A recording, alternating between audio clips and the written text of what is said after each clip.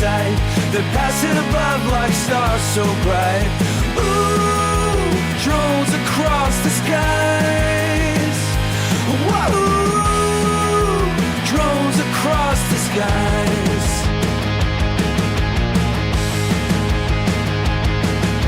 Silent sharks, crisp cloudy night. Hover calmly, freedom lies. Wings of the unknown defy our sight. Travelers of darkened land, curious wanderers changing the wrapped sky. Secrets now within our hand. You better look up with wide-eyed sight. They're passing above like stars so bright. Ooh, drones across the skies. Whoa, drones across the skies, moving in formation above the light. New Jersey skies, a thrilling flight.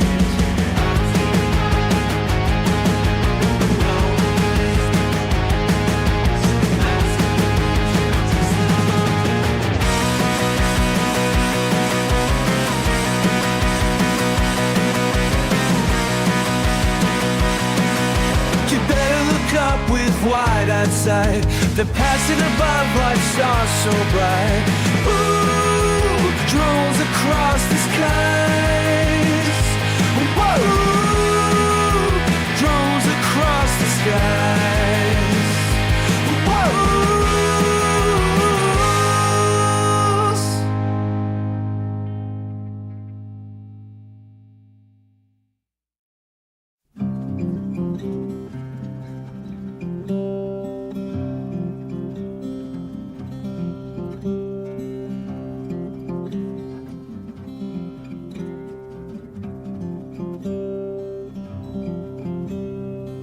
My tech lizard's feeling low, circuits fried, can't glow.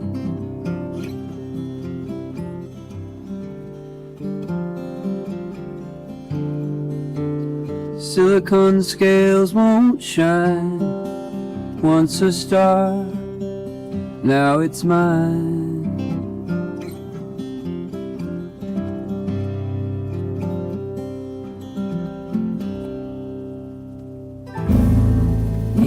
Reptile dysfunction,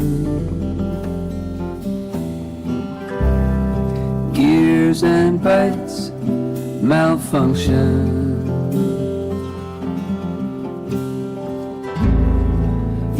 Reptile dysfunction, heart of a bot in detention.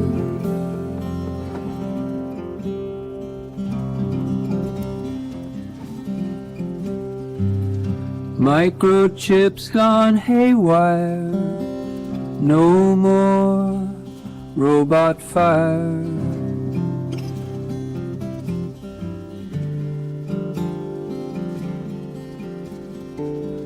Pixelated dreams have died, holograms cannot hide. Wigging in the night, try to make it right. Wires crossed in flight, dawn brings no light.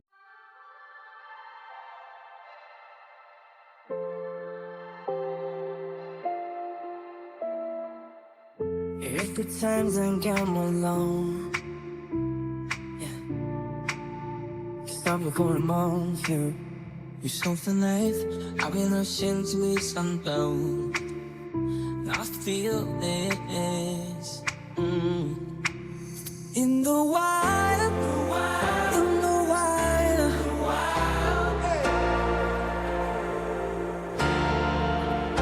in the wild, in the wild.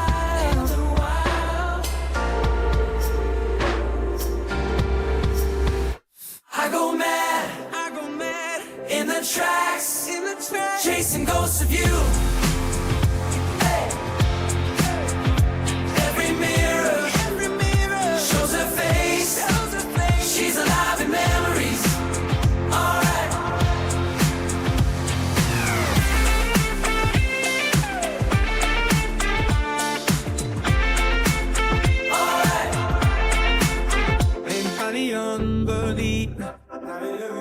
still do good. Entertain my teeth, it's out there to get you. I'll start to hurt. Talking in the steady too. When that's nothing up to side. To feel some people. In the wild, in the wild.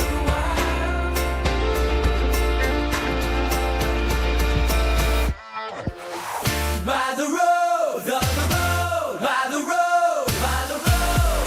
Living free just like mama did before. In the heart of a child I find echoes of you every time I lose track in her past.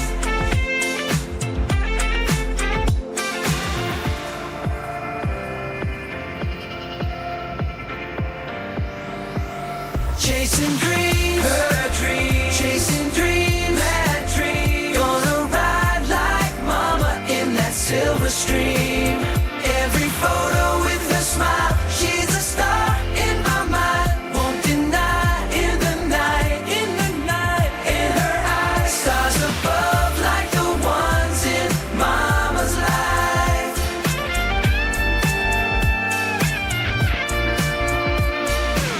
On the move, we move, always on, never still. She says she'll find her promised land with every mile, destiny she defies. Living loud, just like mama, wild and free. In the mirror of her soul I see traces of her fearless dreams. Night falls, drones in flight whirring through the sky. Seekers, where you at? Lights flash, hypnotizing. We are the watchers. We are the seekers. We are the dreamers. We are the dreams that fly, that fly.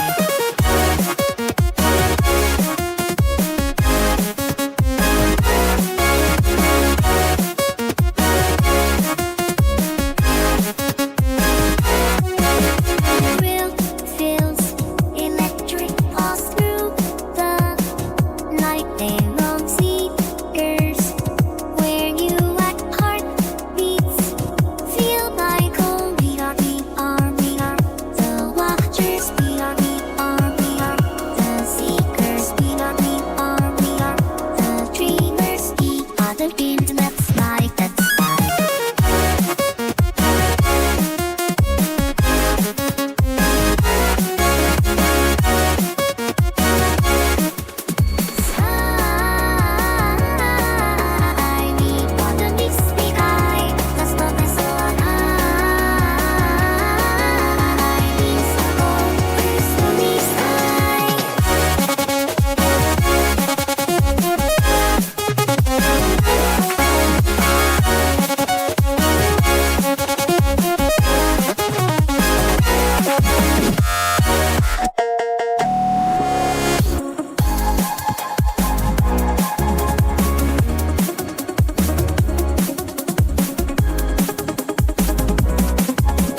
We are the watchers. We are the seekers. We are the dreamers. We are the dreams that fly, that fly.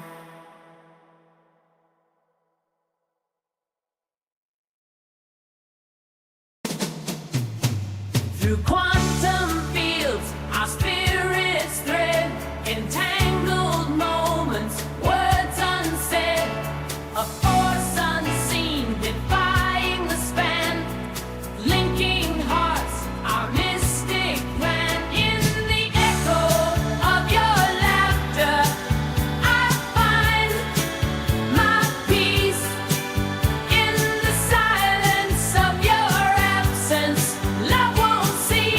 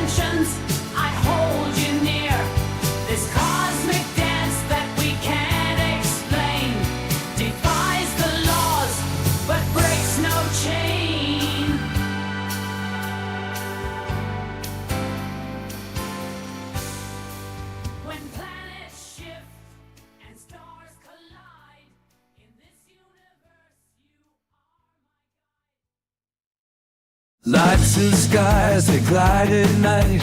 No explaining, hearts are racing. Chased in shadows, thrills in flight. Hovering, unseen trace. Fueled by mystery, unprovoked proof. Mavericks in a...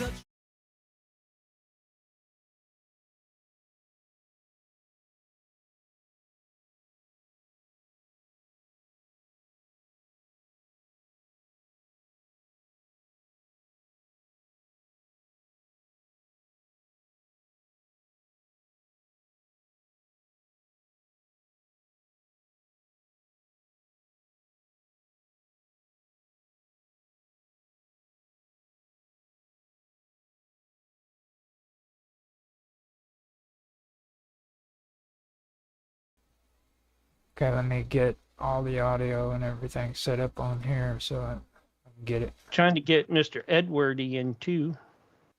Now, I'm gonna host us over at T Live. Alrighty. our pad boss is Vicky, so don't forget to put her back on because she's already getting feeling self-conscious. Okay, let me get. Yeah, you know, I probably shouldn't have dropped all that in the chat for the Vixen's Vault the other day. Yeah. So I'm, you know, but that's where I'm coming from. All right. Mm-hmm. And Sonia won't pick up either. She's green and Now she's got a green light. She said she was at the grocery store and she will be here soon. She's at the grocery store with her daughter and they are doing some weird stuff together. Yeah, and I don't see Jahan either. No. Is Isaac more? No, that's within the vacuum. He's somebody that he'd be perfect for coming in. So And we don't need Bob Dub in here. yeah, how did Bob Dub's in there too? Yeah, and Robert Morningstar. No, I don't know. I'll be that's here not on kind of his. standby. I'm just gonna grab coffee and stuff. Yeah, we're just gonna go through this list here real quick. Who's this Thomas Pascal? And Vaughn was in here too. Vinny Eastwood, Uncle Murray. Yeah, those are all from Jaffe's channel. They got put in here. Yeah. Vinny Eastwood, that's a pretty big hitter. If that's actually Vinny Eastwood. He's off of X. He does the Yeah, he's from New Zealand. He's been on YouTube I've been following him 8 years. I love Vinny Eastwood. He's hilarious. yeah. Where'd Nancy go? She was with us and then she popped out. There we go. And same with David Campione. Well, you got to put David Campione back in. Yeah. And Naroki, he's got to go. I'm sorry. Yeah, I noticed he's posting his show up on the. Yeah, I mean, come on. Yeah. I don't do anything with him. You know why? You know. Well, he does a hit and run. That's what I like to call it. That's spam. I don't do that. I mean, God, you know, we talked about that on what was it, Tuesday night with Jaffe, and Jaffe was like, "Well, you kind of no, I don't. Yeah. I might tag you for one thing, but that's it. You know, I don't, you know, look for everything that you're in, and you know." In a group. Okay, I got everything set up on my end, so I was even able to do your Cafe Enigma songs before we got started, so got a little cool soundtrack going. So yeah, all right. Well, hold on here. Well, I bounced a bunch of people down to about 18. Tomorrow. Later on, you're going to need to take it down more. We need to be like within like 10 or 12. I know some people won't show, but still. We only had, yesterday, we only had like maybe freaking 15 people. I think I got to add David Campione in again. No, he's here. David Campione's here. Yeah, but he doesn't always use that... Oh, yeah, that's right. He's got that other one. Raf's here. Sonia's here.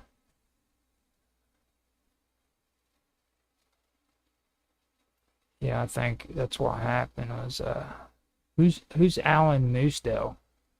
I have no idea. But anyways, let me fix my OBS and take the opening banner down. And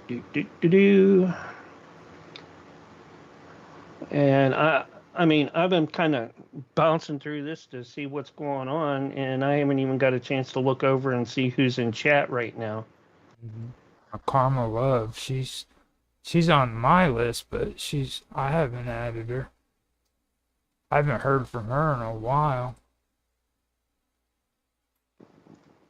Let's see. Right. Oh, Thomas Pascal. I know who that is. He's a guy on Jaffe Show. Yeah,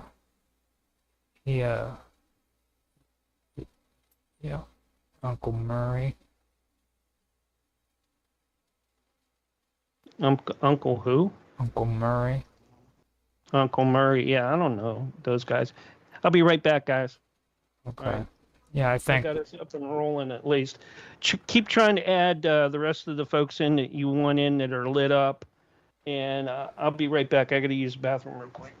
The only ones I mean, everybody that I've got is already there. Like we got freaking within the vacuum, Isaac Moraga. Then David Campion's there. Got Arpad Voss. Jahan is there if he wants to come in, and so is Jiba. Mark Edworthy, of course. You're still there, aren't you? MC? Yeah, there he is. He's on there. Yes, sir. Yep. Okay. So yeah, it looks like everybody that I know of is here. Even Raf's on here, so Yeah, I don't know if Nancy and Raf can make it tonight, or any, all the time, but well, it's fine. It's fine because like a lot of this, being honest, this is gonna be freaking Sonia's. There's Mark. This is gonna Nancy. This is gonna be right down. I thought I just got Sonia's. rid of Naroki. And how did he get back on here? Roki's not on there, dude. Yeah, I see him right here on my participant join list. He's not in the list. Yeah, he is on my participant list. People here says 14. And it still shows. Hey, Vicky, how you doing? I'm doing well. How are you? All right. We want to try to get Jiva in, or Well, Jiva, he if he's coming in, he'll just come in. But like oh, okay. he's a busy man. He spends most of his day developing video games. So How about Jahan? now Jahan, that's Sonia's buddy. He might come in. I don't know for sure. Okay. Well, Nancy just dropped off again. Let me try to get. Oh, damn it. Okay. We're having to reorganize. Apparently, a lot of people that was on Jaffe's group ended up getting put into this one. Oh, okay. So, Yeah, and well, I don't, that's up to you if you want to have them, but no, dude, that's like, we're not going to talk, politics or goofy stuff. yeah. Well, I mean, that's. Well, I don't mean goofy stuff, but I was getting ready to say, what are you show talking like about? he does. We're going to talk a different kind of goofy stuff. Yeah, There we that go. oddball stuff. Yeah, the cool, goofy stuff. The stuff Are that. you talking about what you said about the AI and the Oh, this goes way better. It's like the stuff you posted up earlier, dude. That was right on the nose. You're right on time with everything that I was. yeah, well, and I didn't know anything about it, so then I looked on my Telegram, and lo and behold, there were those articles. I Yeah. don't know. You were right on. You were right on target. It's fascinating, isn't it? Yeah, it really is. So get rid of Isaac then, or No, keep him? that's within the vacuum. Matter of fact, I'm hearing. somebody's got Echo. back. That's that damn Mark. Mark, turn your player off, buddy. Yeah, you got echo. Your echo. Oh, no. Hey, Mark. Hey, Mark. There you go. Hey, how's it going, buddy? That should be better. Here, let me see if I can. Yeah, that should be better. Oh, Jason's there. Hi, people. Let me Hello. see if I can find him. Yeah, see if I can get him to come in. He should be able to come in.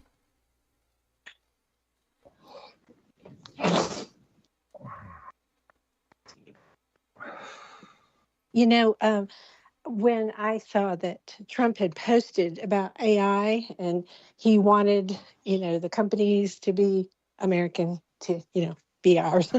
Uh-huh. And then when I saw this post that I posted today, I thought, I bet that's what he was heading for, is that particular technology, which is, amazing. China, it was just announced today, or actually yesterday, that China is going to deal with NVIDIA on their NVIDIA AI processing chips. Really? Yeah. I saw something yesterday about NVIDIA pulling out of China.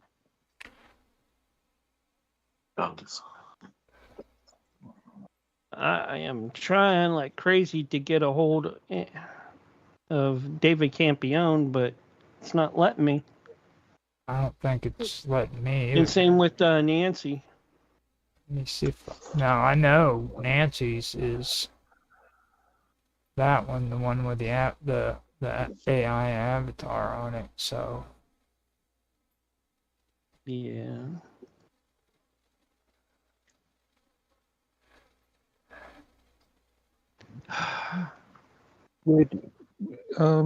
Vicky, where did you stick all of your documents? In which room, sorry?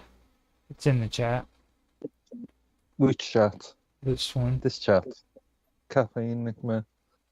Okay, how long ago? No, it was Today? Yeah, it was today. It's just a little while up. Other than the conversation we've had, it's just that one. Yeah. 4 hours ago. What the heck?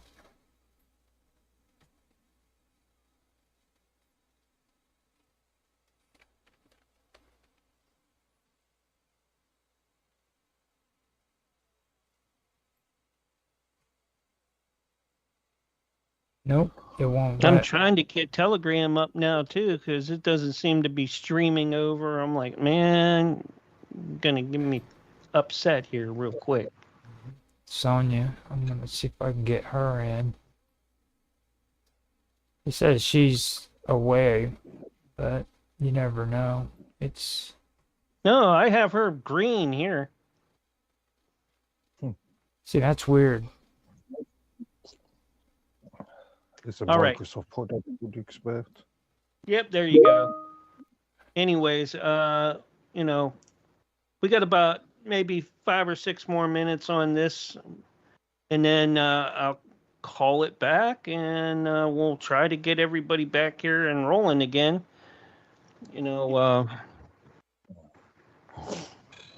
Well, we got it started. That's the important part. Yeah. You know what I mean? At least we got it started. And this week we're going to do it the same way, right? Where you play the audio clip and then we just brainstorm while it's playing. Yeah, kind of. But Okay. let me see something here. All right, I'm gonna see if you can hear this.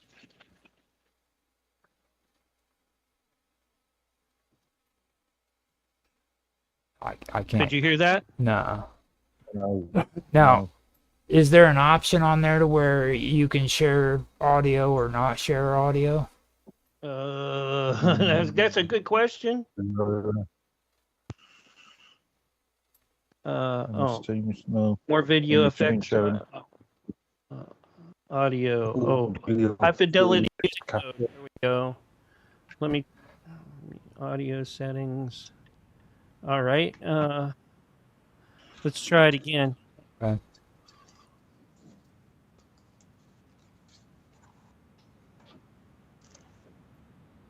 Could you hear any of that? Nuh-uh. Absolutely nothing. Block. Nope. I guess it's because I'm using a different. Well, I have to play this through my broadcaster so it picks up that it's a file. Okay. Okay, so yeah, audio caption for OBS. Roger, that's you're more experienced in that. The OBS will be fine. All right, they'll hear it over on OBS, but you guys hear it Yeah. through Teams, I guess. I don't know. Yeah. All right. Well. Yeah, but all stupid audio capturing and Windows doesn't handle audio and Which- audio well. That would, Anyways, that would I don't like really hearing the file anyways because I've heard them so many times. So. Fair enough. So what probably be a good idea is, when we're playing, when we go to the file and that, if you mute, all right, then you can listen to the file play and like right before Roger starts to talk at the very end, then switch, unmute and turn that player off.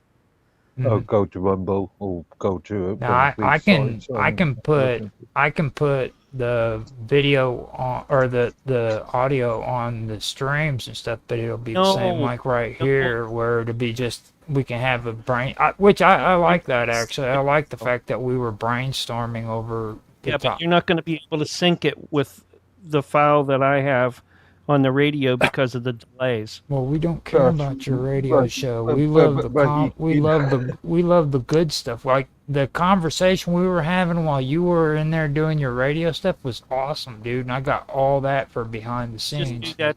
Hi, Sonia. Hello, how is everyone? You should have heard the conversation. Too bad you were concentrating on the radio stuff. You know what I mean? Because it was good. It really was good. Last week we had a great time, dude. But you had to focus. Fantastico. Now, Sonia. Yeah. You're the brainchild of this topic. Oh no, dude! You can't do that shit, Yes, bro.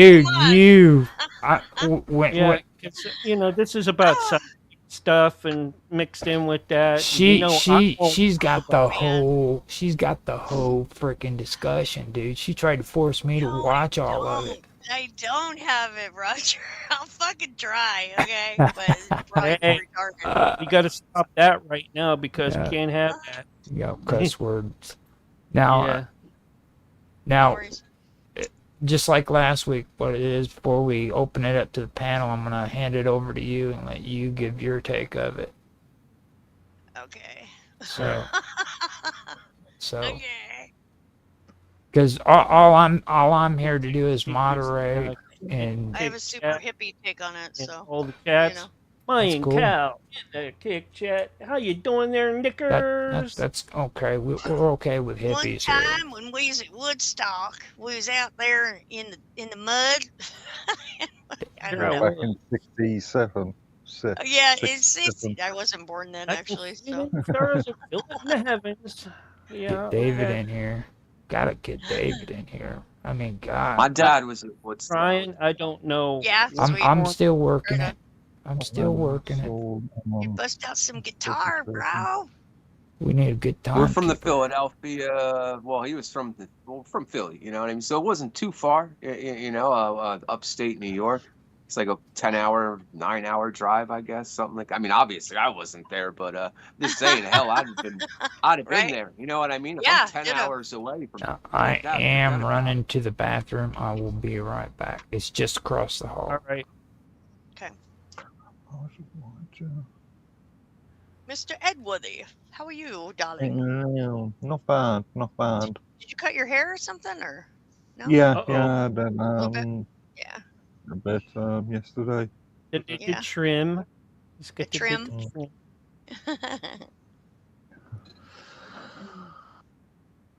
Right on. You can't let go of those locks, though. You know, they're fantastico. Indeed. Indeed. Indeed, brother. What's up, Mark? What say Jack? What's Jack's? What about me? I can say your name when you're not Oh, around. you can. I get too nervous, I guess. Like, oh my God, he's gonna judge me how I'm saying it. I gotta make sure I say it right, and then I say it wrong. What's? Never mind. Nope. What, Jacek? What's say Jack? Nope. What's Jack? What's Zach? Nope. Ah, Wotashik. There you go. Closer. Oh, Yeah. sweet. I got it. Right on. I don't know why it does that, man. So, I'm back. I had to yay. go do the little boys' room thing. So Right. You came back so quick. I know you didn't wash your hands. Go back and wash your hands. well, I mean, All right. I You're kind a of, freak. Roger, you're a freak. I kind of wash my hands if you want to get. Kind of. Oh, so you spit on them, With- rubbed them together, put them It, on your Wash 'em with pants. pay. it really Wash 'em wasn't with pay. spit. I paid on him. She said it. I didn't. She said. TMI. You just spit on it. Boy, oh boy, we know how to party up around That's here. right. I'm around in here. That's right. Okay. So tonight, man. So yeah. So is this just plant consciousness, or is it all? I mean, give me a little bit of a general thing here. Okay, I know you got some notes in here. Okay, Yeah. all Do this. plants feel pain and emotions and things like that? And you know, there's Okay. been some Plants stuff talk. about plants having emotion. Well, she and- knows everything about it. She I- like everything that I know a little bit. Yeah. No, that whole that whole thing that you wanted me to watch with you. We watched. That is exactly what this is about. Except for this is an older video that is about all of that. Okay, but everything you were talking about, or that Cox. Right, with that one dude, Baxter, the Baxter guy. Yeah, Baxter. All of that is there, and it's right there. Who I found out was ex-CIA. I didn't know that till we watched that video, even though I seen Who? it like 50 times. I was right about to say, never trust someone named Baxter. No offense. Yeah, this is his last name, Cleve. Who's named Cleve? Cleve I've never met Baxter. anybody named Cleve before. It's a weird name, Oh man, but there you have it. this is getting I'm gonna wait another minute, and then I'll take and ring-a-ling-a-ling the group. Was that his name? Baxter Cleve? Cleve It was Baxter. Cleve Baxter. Mhm. Cleve Baxter. Wow, it don't get any more weird than that. Cleve Yeah. It is quite odd. Yeah, Baxter. for sure. And it's spelled without an X. It's like Backter. Oh, you got it. Okay, Or- there you go. That just doesn't get any more weird than that. STR. Baxter, but without an X. Yeah, without even The an only X. Baxter, Yeah.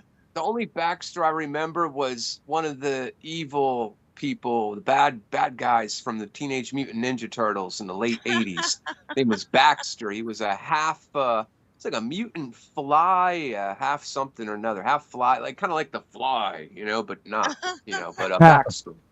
Yeah, Brand of wasn't too good of a Busted out villain. the Teenage Mutant Ninja Turtles and stuff. Yeah, Yeah, bro. Baxter. That's awesome. That's a brand of tinned All right, guys. soup. Miles, I am going to hang this one up, and then I'll call you right back. Okay. Alrighty? Alrighty. Sounds good. All right, guys, we are getting ready to set up for the show, and I will have everything ready to go the moment he calls. So let's do this.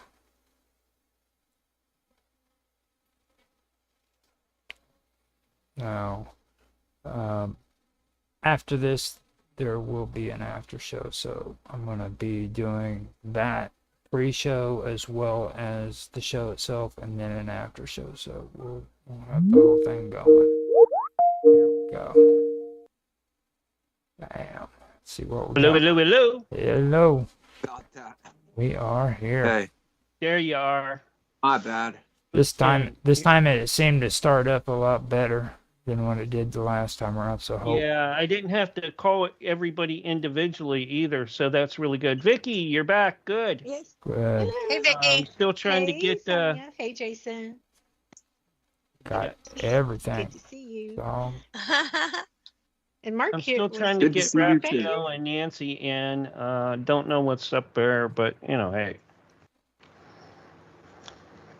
We got about probably a minute and a half. mhm.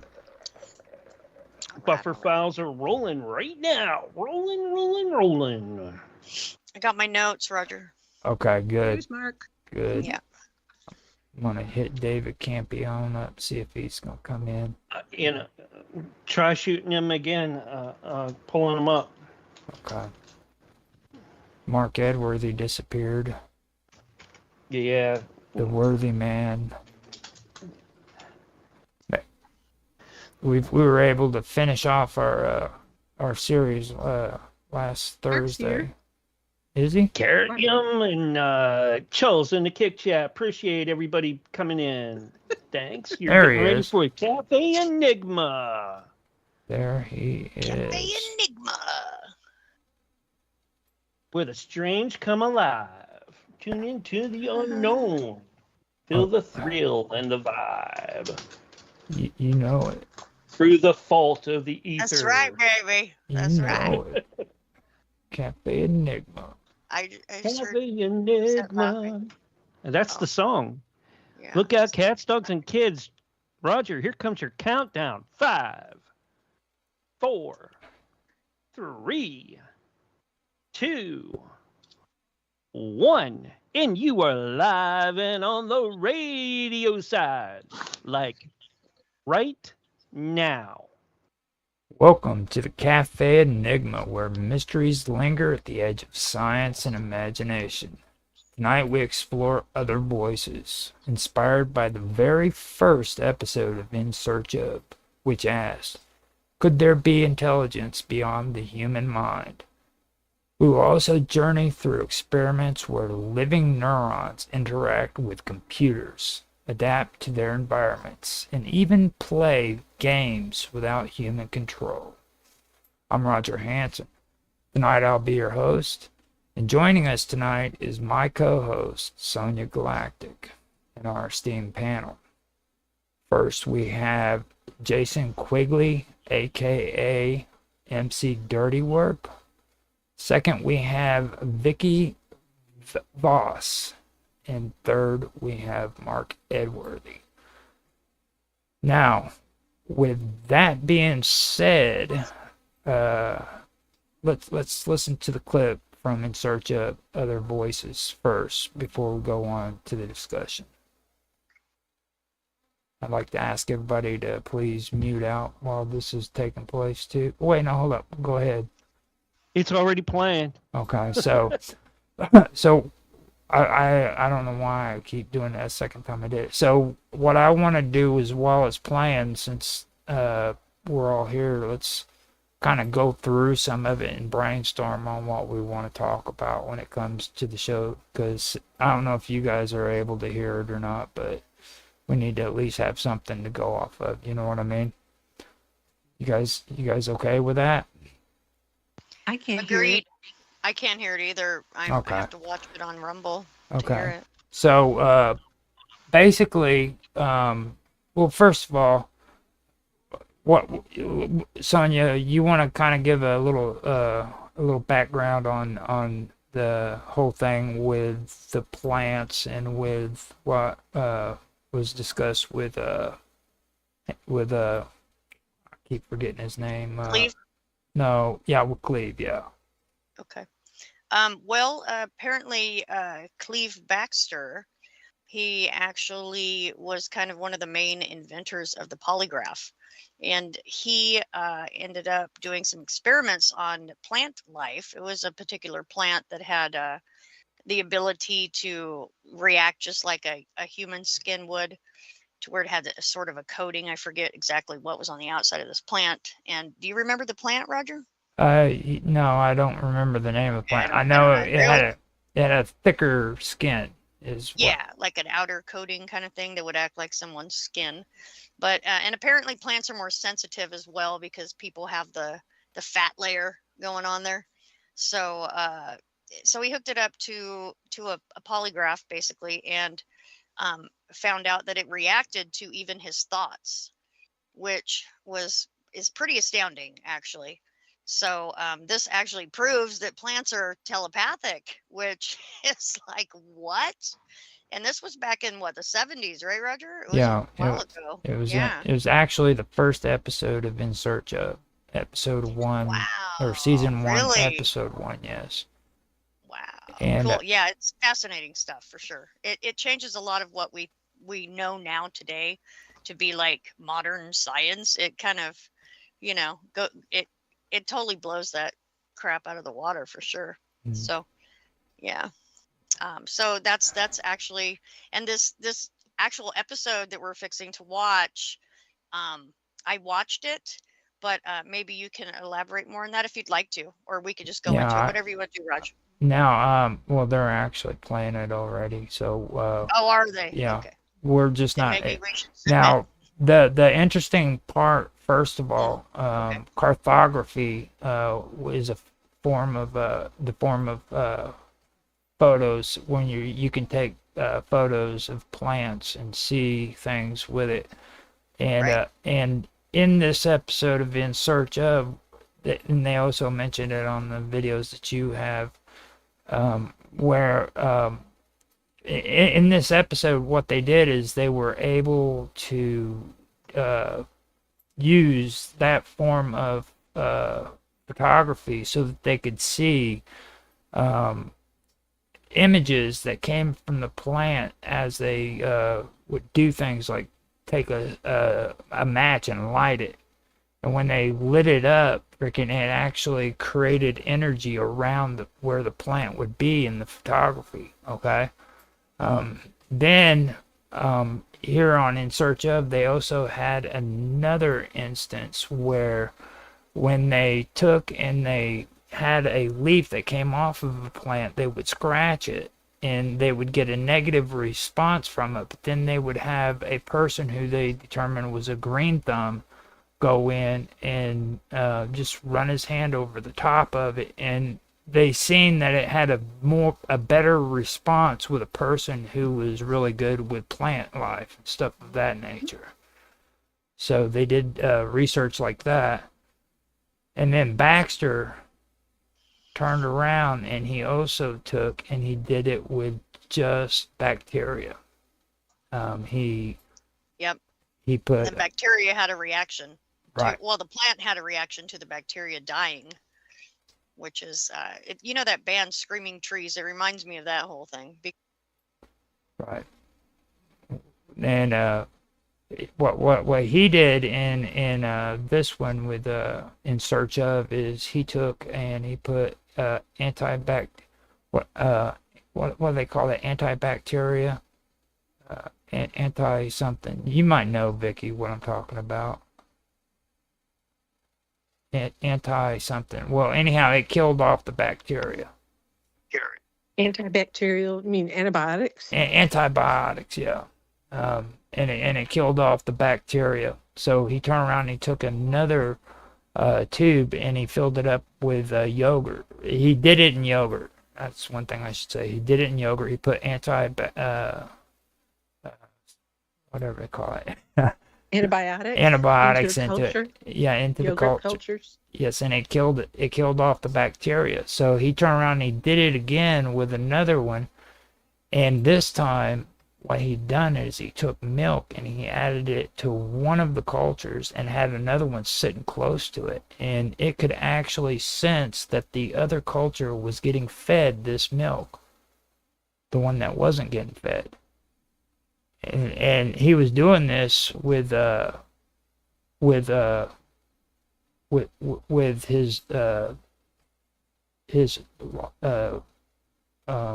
lie detector, I guess it would be, that he had hooked up to it. He could actually detect all of this by using that, and I thought that was pretty interesting. So that's basically the gist of all the good stuff that I thought of. So if you guys want to kind of get into that first and see what we can come up with, what do you guys think about all that? So the lie detector apparatus is connected to the plant, and the plant is jiving back and forth with the culture and these antibiotics killing the bacteria. Yeah, That's how it's being read. yeah, and it can also In the pick up. 70s. Yes. Yeah. Wow. All right. Yeah. I just wanted to make sure I know exactly what we're talking about here. Well, that's a trip, first of all. Wow. Yeah. Yeah, even just that, it had a major reaction. And the most exciting part to me is that when the guy Baxter, he just thought about burning the plant's leaf. He didn't take any matches. He hadn't done anything. He just thought about it, and the plant had a reaction like right afterwards. And apparently it stayed that way. Did he burn the plant? I think he did. No, he said he lit it, or he lit the match real close to it, but he never actually touched it. That's right. And then the plant stayed stressed out, I guess, until he actually left the room with the matches, and then the plant went back to normal. His Yeah. And then he also had a lab assistant that would come in, and they would prick her finger, to show, there was discomfort or pain, and the plant reacted to that too. Yeah. Yes. Yeah. And the eggs, there was one about eggs in the refrigerator. Like, as soon as the eggs started cooking in the pan, then the plant also had a reaction to that. So basically, any living form around a plant, it senses that sort of thing. It's fascinating. I found out that was pretty interesting too was when they took the plant and they stuck it in an environment for music, and they had this really settled, calm music that they played for one, and then they took rock and roll and put it in another one, and the plant would actually lean towards the nice, subtle, calm music, and it would actually wither away and die and move away from the rock music. Yeah, that's right. Which I think they have bad Heavy taste. metals. Yeah. My Heavy favorite metal killed band the is plant. Megadeth. I guess Heavy they metal were killed the checking the wrong kind of plant. Mhm. plant. Well, I Right, guess right, Mark. they played hip hop for it and just pull a gun out and shoot Yeah, itself. something. Yeah. Start trying to shoot everybody in the room. No. Yeah, not shoot itself. What am I saying? Yeah, not get suicidal, get homicidal. Yeah. I'd be like, I'll put them out of their misery. No. Start sagging its pants. Yeah. Start Have- sagging. Start wearing bandanas. No. That's hilarious. You know, I can see this. You know, like a sunflower. Yeah, With the right. bandana on top With of the the bandana. sunflower. That Go little places with pistol. this. A little pistol on the side. It's hilarious. Oh my God, they're making Yeah, great. sunflower 6 with foot tall. sunglasses and a bandana and an ascot, right? Oh, and Scooby Doo, look out! a face Maybe a tattoo. wallet Don't chain. forget about that. Yeah, wallet chain. You gotta have a wallet chain. Isn't it the resonance frequency you're picking No, up on? I did just get a message from Nancy. She said that she is in a business conference at the moment, and she will be joining us momentarily, which is cool. And she said sorry for it being last minute. I told her no problem, so it's fine. And with that being said, that's kind of what I wanted to have a conversation with at the first beginning, to bring out more of that conversation before we get into the more modern stuff, because I do want to get into the bio now I'm having brain fuzz.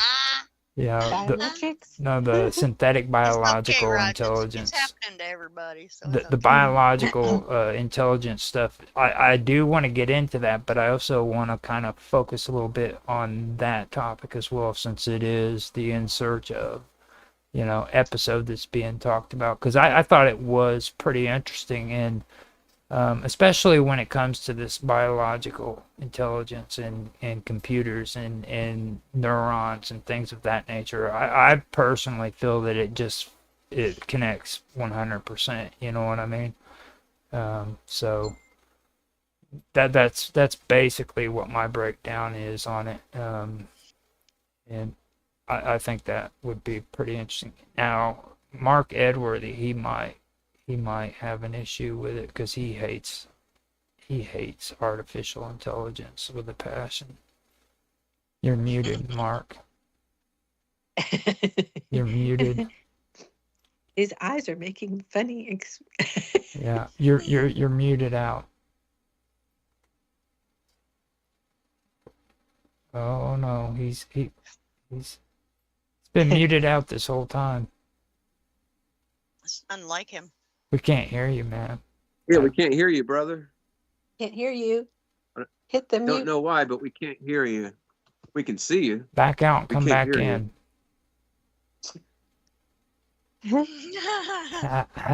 There he is. There he goes. Have him come back, and they usually fix the problem every time.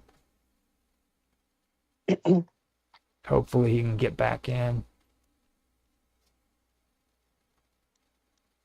That was like me the one Okay, time. that's your cue. You can talk about him now. He's back. There he I is. see his face. He's back. There's now once he comes in, his audio should be up and running again, but there's no guarantee. It's been acting pretty strange when it comes to all of this here lately. I don't know what the deal is. The last 4 Well, days. have Nancy been did weird. say that there were going to be some solar activity type stuff going Yeah. on. So,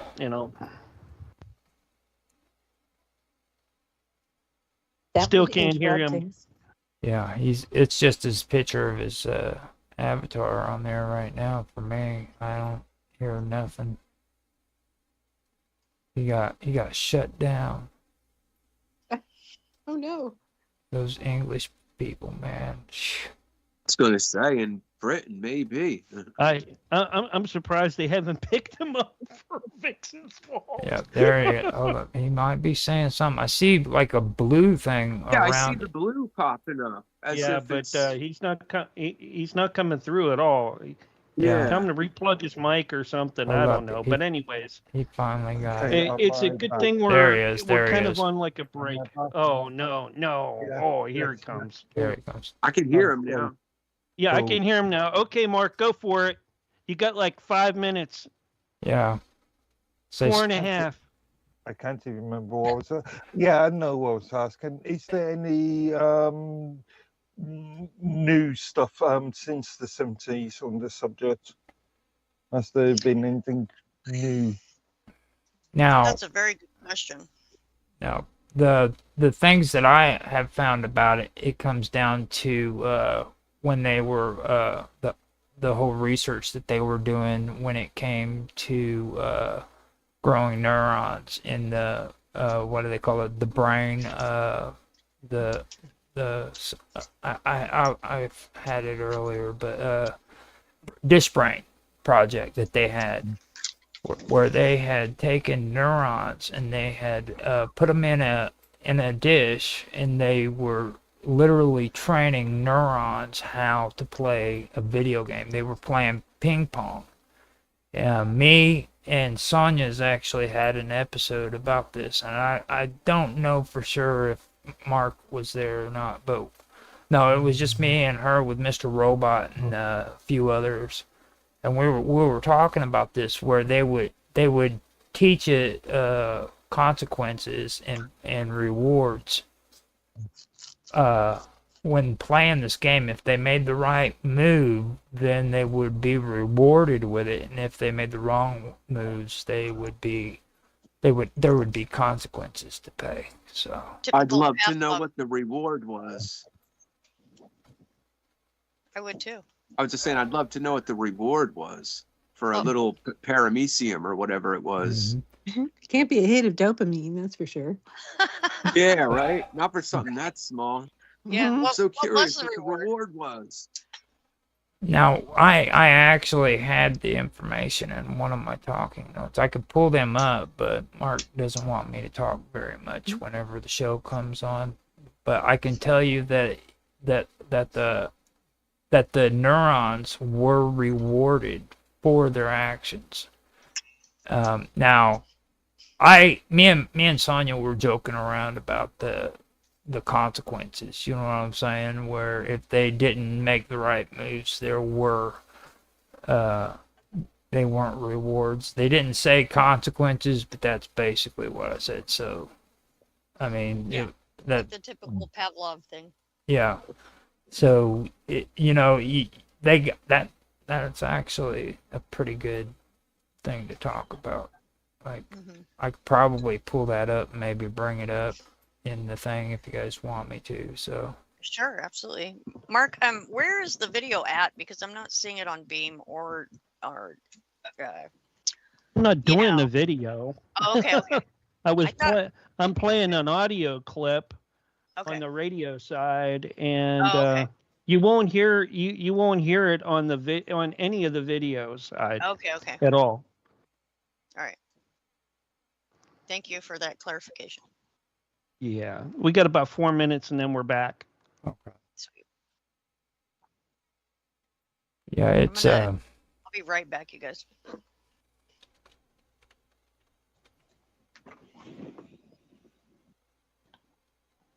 it's really interesting how that basically all did work out. Now there's also another one. There's another research. There's some more research that took place, and it was concerning cortical labs. I don't know if you guys have heard about that before. Yeah, I did it. I did after you showed me, or after Vicky showed me the Cell One machine. I did an entire research the entire company. They've got good websites. Very Now, informative. and another thing that I was wanting to maybe go through is like the evolution of the concept for other voices. You know what I mean? From paranormal to like biological systems. Like for centuries, other voices were usually tied to like spirits, gods, demons, or entities that were outside of the human mind. You know what I mean? And then you had like in ancient Greece, where demons were thought to like whisper wisdom or madness into your ear, basically, and like In even the oracles? yeah. In the oracles? And then like Socrates himself, he'd always talk about hearing a guiding voice, things of that nature. I was just thinking schizophrenia. Well, I mean, during the Middle Ages, if you stop and think about it too, like they were talking about, they were often seen as like angels or saints, and demons even that were intervening in everyday life. You know what I mean? So it's been there for a while. And then that's not even talking about like spiritualism in the 19th century when it comes to like seances and mediums and like table rappings, you know what I mean? Which basically it basically reframed all of that to like voices that were supposed to be like messages from the dead. That's something that I think's important to kind of bring up too, kind of talk about that. And because it's interesting how the ending of In Search Of talks about it. It's like when you're say when you're asleep, okay, and you hear something in your head that says something happened to a friend of yours, and you wake up and lo and behold, something did happen to him. What? 30 seconds, Roger. Okay. What it implies is maybe the plants were sending you a signal and telling you subconsciously, which I found that kind of interesting. So. For sure.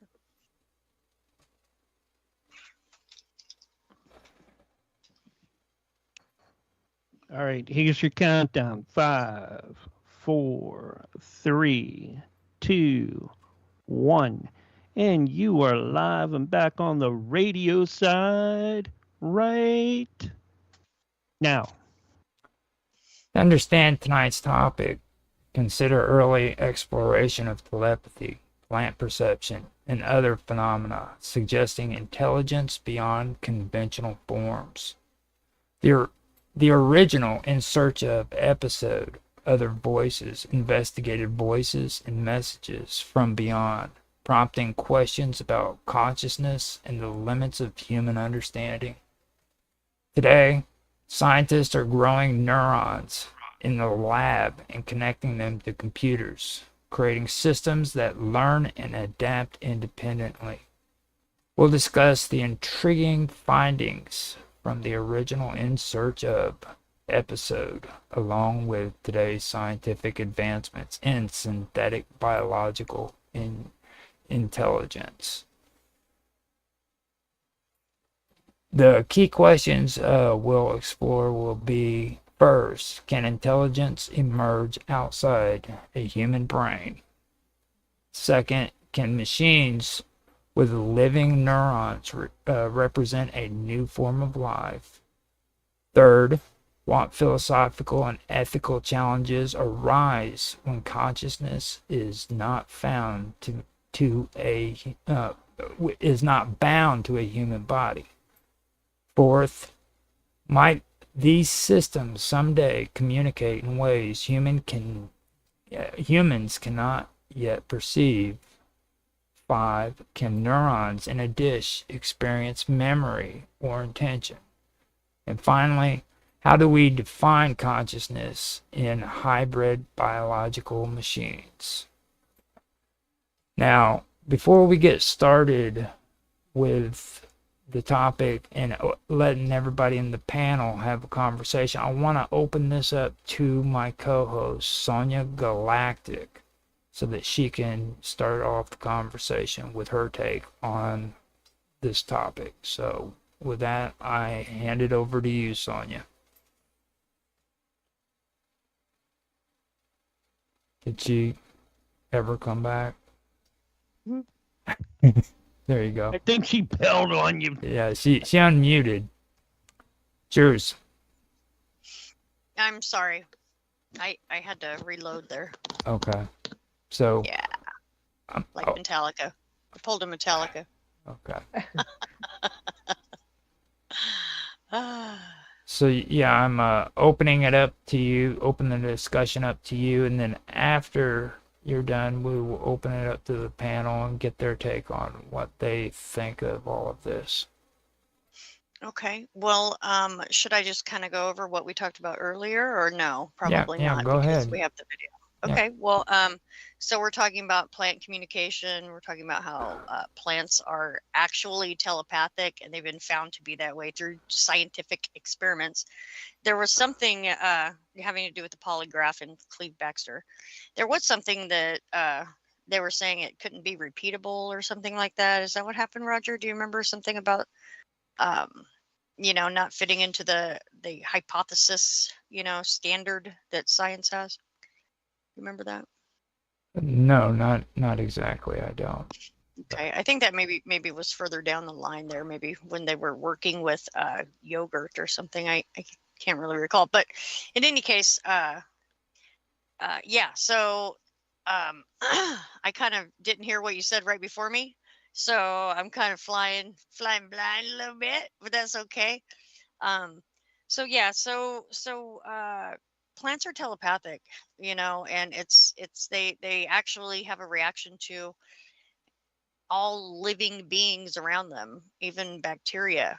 They Whenever anything is accosted in any way, or any being around them is like hurt or harmed in any way, they have a reaction that is recordable on a polygraph machine, which is quite astounding, you know. And I think that maybe we should, like, Mark Edworthy, what are you thinking about this? What do you find? What's this whole? How's this striking you? Well, I can believe I've read white papers on the flame and the plant leaf experiment. Yep. Um, and there's a old British sort of saying about talking to the trees, and sort of Victorian saying. Yeah, I can believe. Yeah, I can believe it's possible.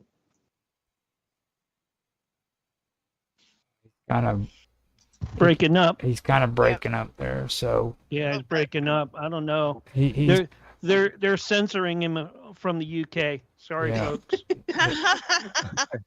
Right. he The old Ivy heard you. yeah.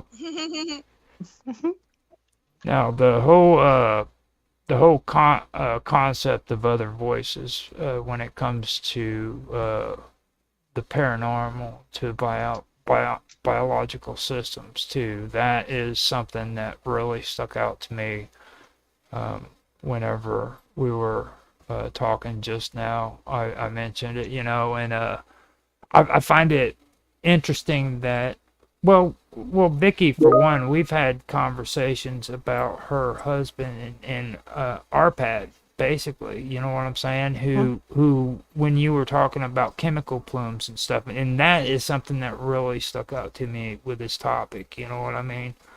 Because I remember his tech talk, and he actually had the audio sound of what death sounds like. Yeah, they keyed it in the key of C, and it actually was like a melody that followed the elements that were being given off at the time, and it actually made a little melody, which was contrasted to the pig sound, which was like, a blast. So that was that never would have occurred to me to put it to music like that. It was just, but I guess when you're using it, you could tell according to the sound, the music it would play, how far along it was in the death decompositional process. Mm-hmm. Now, while you're actually here, that would actually be a good. You think you could elaborate on some of that? Because I know we've had conversations of that in the past, but that would actually kind of help out with understanding what's happening here on a biological level too. Because I found that pretty interesting. So if you could probably kind of go over some of that a little bit so that the people listening will know what we're talking about.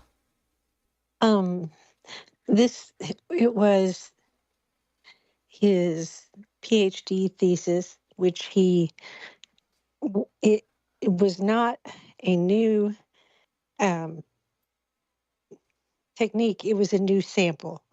The human body going through the whole decompositional process and the off giving of all the elements and chemicals and volatile fatty acids and all these kind of things. They studied them over time, but they correlated it with the weather data. So they could see whether, cold weather, stopped the decompositional process, and then hot weather and advanced it. So when you found a body, when you went to go and assign that time since death, his research had already come up with a formula. It's a seventh order differential calculus that was the formula that you could put in, and also with the weather data that you could plug into the formula, and then it would tell you the final number would be the number of the dates, is it that window of time the person died, and they talk about degree days and that kind of things. But before then, before his research, they didn't have any way of, they couldn't lock down time since death, which made it kind of difficult if you've got a suspect, if you saw him in the area at that time when the formula was plugged in and used and came out with that window of time and he was there, then you have something to go on. Does that make sense? Yeah. Okay. So the other papers he's written are on odor mortis. There's the three mortises which we all know of. And the death scene would be livor mortis, rigor mortis, and algor mortis. Okay. So that would be, but now there's odor mortis too. And what ARPAD was trying to get, has taught law enforcement to do is actually get air samples. Like if you come up on a scene and they've been there a while, say it's, find a missing person, you can take those samples and whether it's fresh or like a crime scene, because it can also pick up on drugs, and Wow. whether those were in play or not, which is useful information. And and the actual death process, if the person really is truly dead, then it actually starts pretty much immediately. And so that found that kind of interesting. They immediately start to decay. And let's see um, about the plant things. If there's a clandestine burial, and the body is, usually people, if they're hiding a body and they dig a little grave, they don't go down real far. They don't go down 6 feet. Right. So Yeah. they won't go down. But that decompositional products, they will run off into, into the groundwater. It seeps in, and it will also go to the plants and, around there and be absorbed. This is kind of gross. A little bit. Yeah. A little bit, yeah. Mhm. So, but so I knew that there was. This is a little bit off topic, but it has to do with what you're talking about, and I just figured I would mention it real quick. It has to do with a couple of things. It has to do with the programming that they're putting out on Netflix in particular, but also what they're actually doing in the world. And I haven't done a lot of research on this. I haven't really done any research. I've just kind of been listening to a couple of folks who've looked into this, and they put out, they liquefy bodies and they use it as kind of a manure in places. And there's a lot that say that this is done on crops like that we eat and things like that.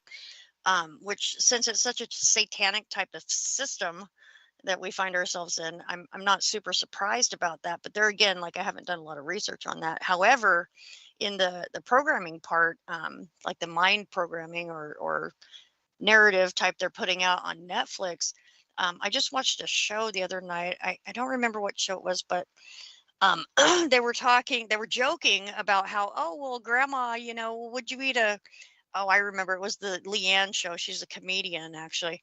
And she has like a little sitcom thing she's doing on Netflix. And they were talking about how their grandma, their mom or whatever, that's grandma, was gonna, they're gonna put her near an apple tree. They're gonna put her in the, let's just do the manure system that they're doing. Let's use that.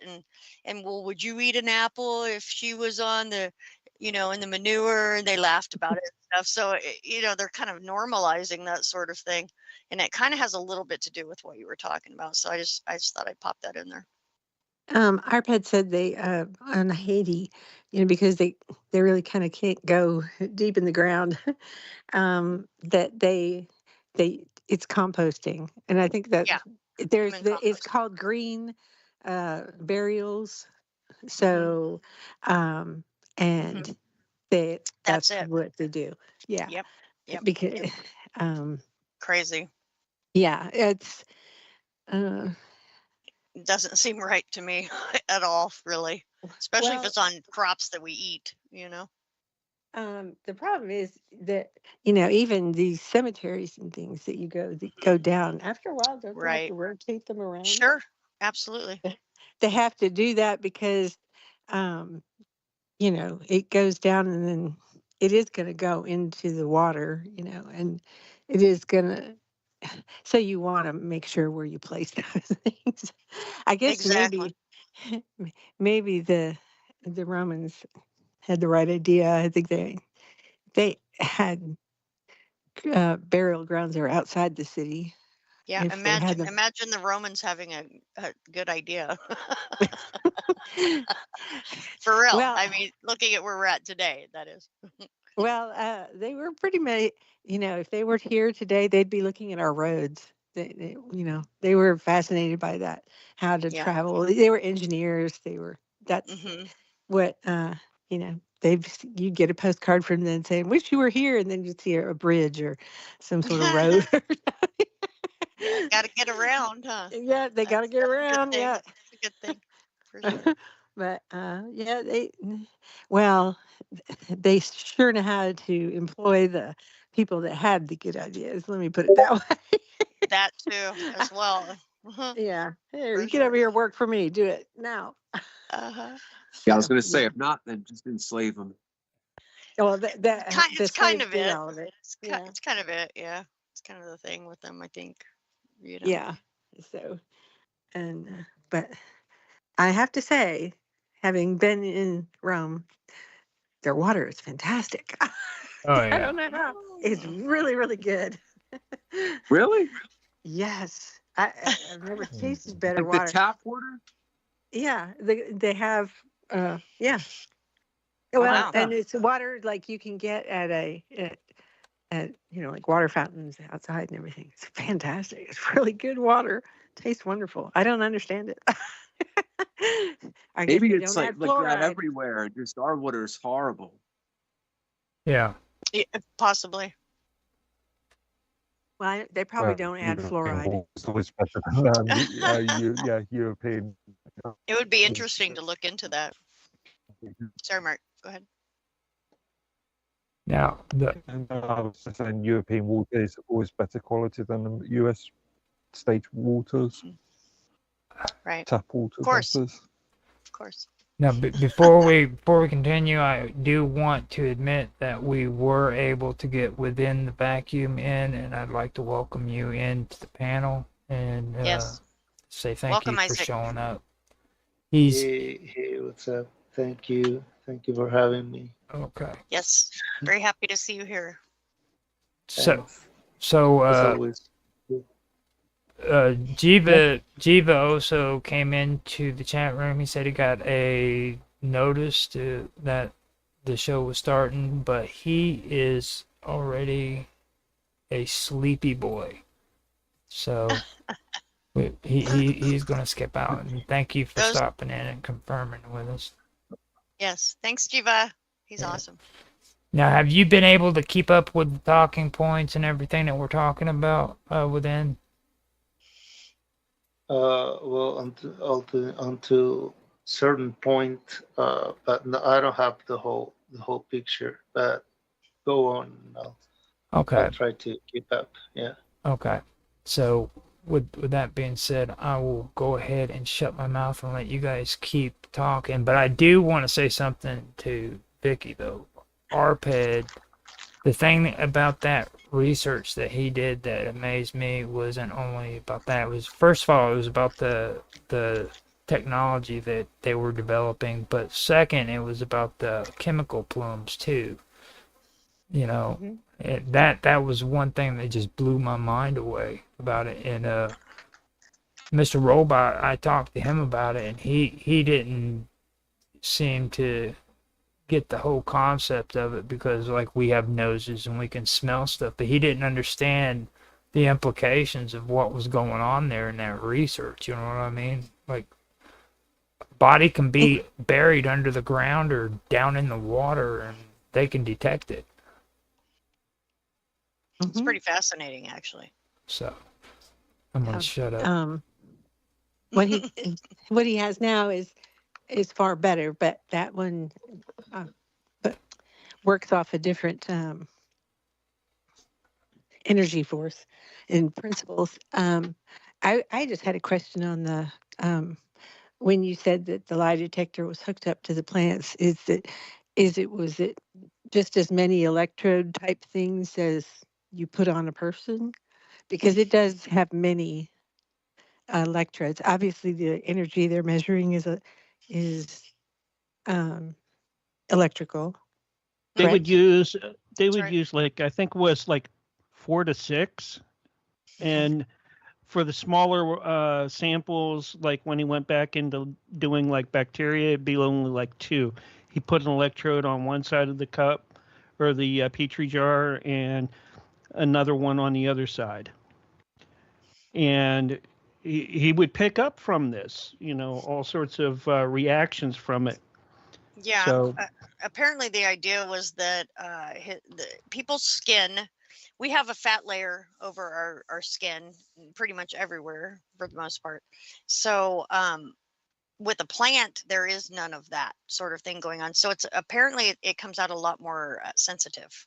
If you look at a regular plant's or a regular person's polygraph, excuse me, there's like kind of a soft line when it bumps up and down, and with the plant, it's immediate. It's like a huge, abrupt jump. So there's that. Maybe that kind of helps a little bit. Okay. Yeah. Well, we know the plants have to adapt to their surroundings. I mean, that's how they protected themselves and survived, because the ones that, say there was some parasite or some, bird or or bug that came and ate their fruit and whatever. So they had to, adapt. And that's why you'll see some of these crazy, like poison ivy, Right. that had to be an adaptation to help it survive Mm-hmm. from whatever. And I know if anyone grow grapes or like a vineyard, it just amazes me, because that every year they get a different, pest that tries to attack their crops. And I can't imagine, trying to keep Right. up with. And the plant has to kind of change each time, Mhm. It has to adapt in order for it to. So I think there has to be some way that it communicates to the other plants within that, Right. vineyard. In the And environment, for sure. That's a great point. I'm just wondering. they release chemicals. That's I'm what just our vet wondering. said. They release chemicals. I, That okay? Go ahead. I'm just wondering. Has there been any experiments done on fungi? You're talking about plants there. Yeah, But, yeah. bacteria that I've heard of, not fungi though. I Okay. haven't heard anything That's a about. great question. That is a good one, because That is a great question. because It there's a is. big difference. We got to step Yeah. up our game, Raj.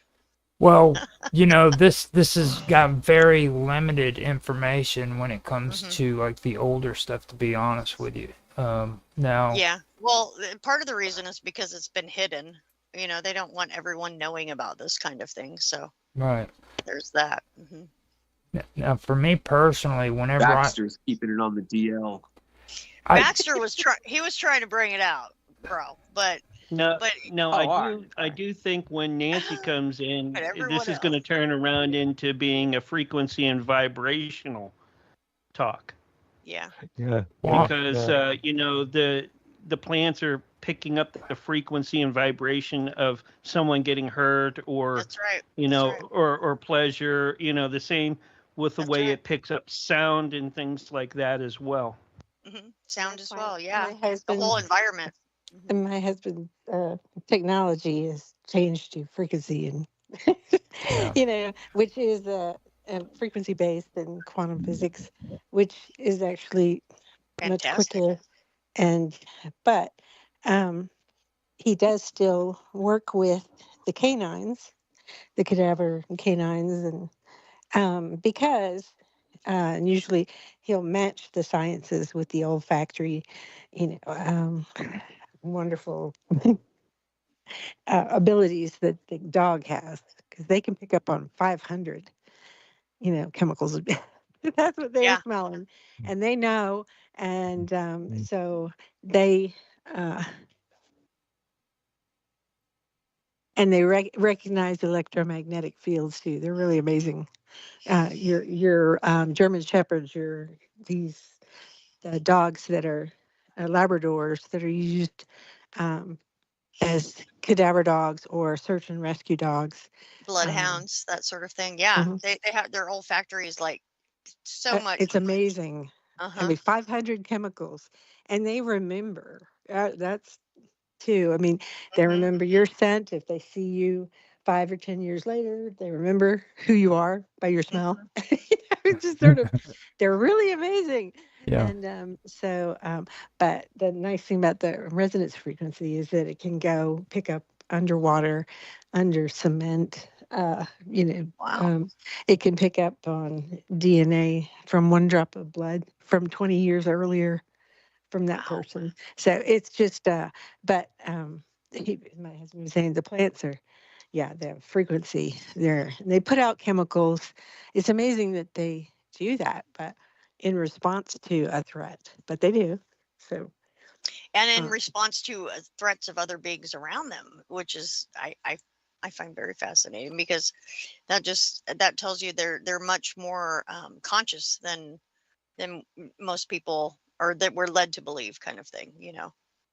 well, it's probably a rudimentary type of. hmm um, For sure.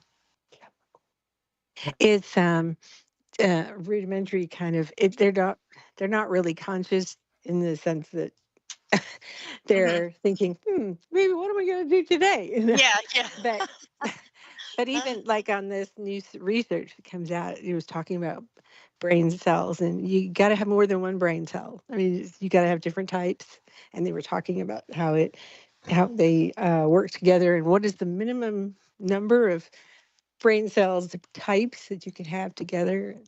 And then they looked at this particular nematode that kind of doesn't need a host body. It's a parasite, but it's not a parasite. It doesn't need a host body. It can kind of Right. function on its own. And that was, um, fascinating. But apparently that's the one, I guess, that they got that information.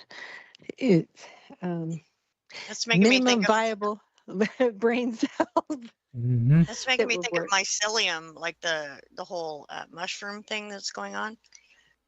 Like underground, they're all connected, kind of thing. You know.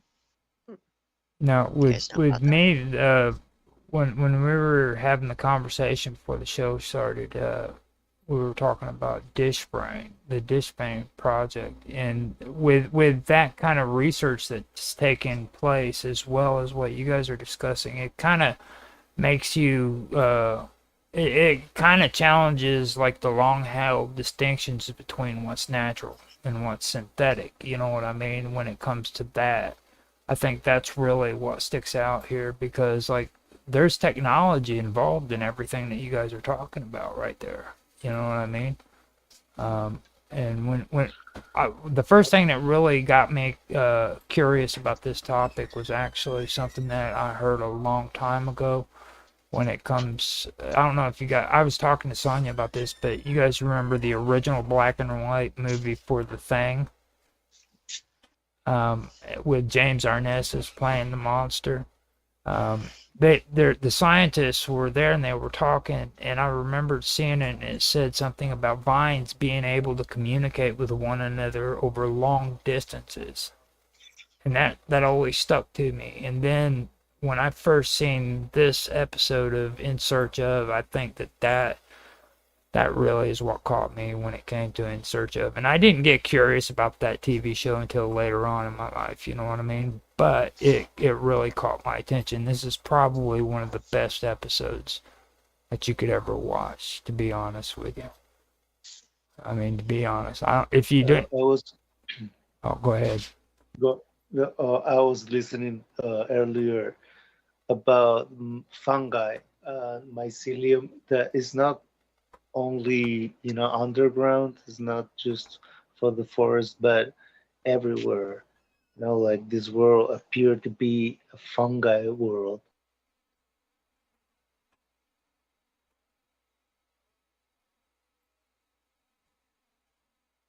An interconnectivity of information so vast that includes us and the earth and everything in it, and we are just hallucinating in the middle of this super mind, like Yeah.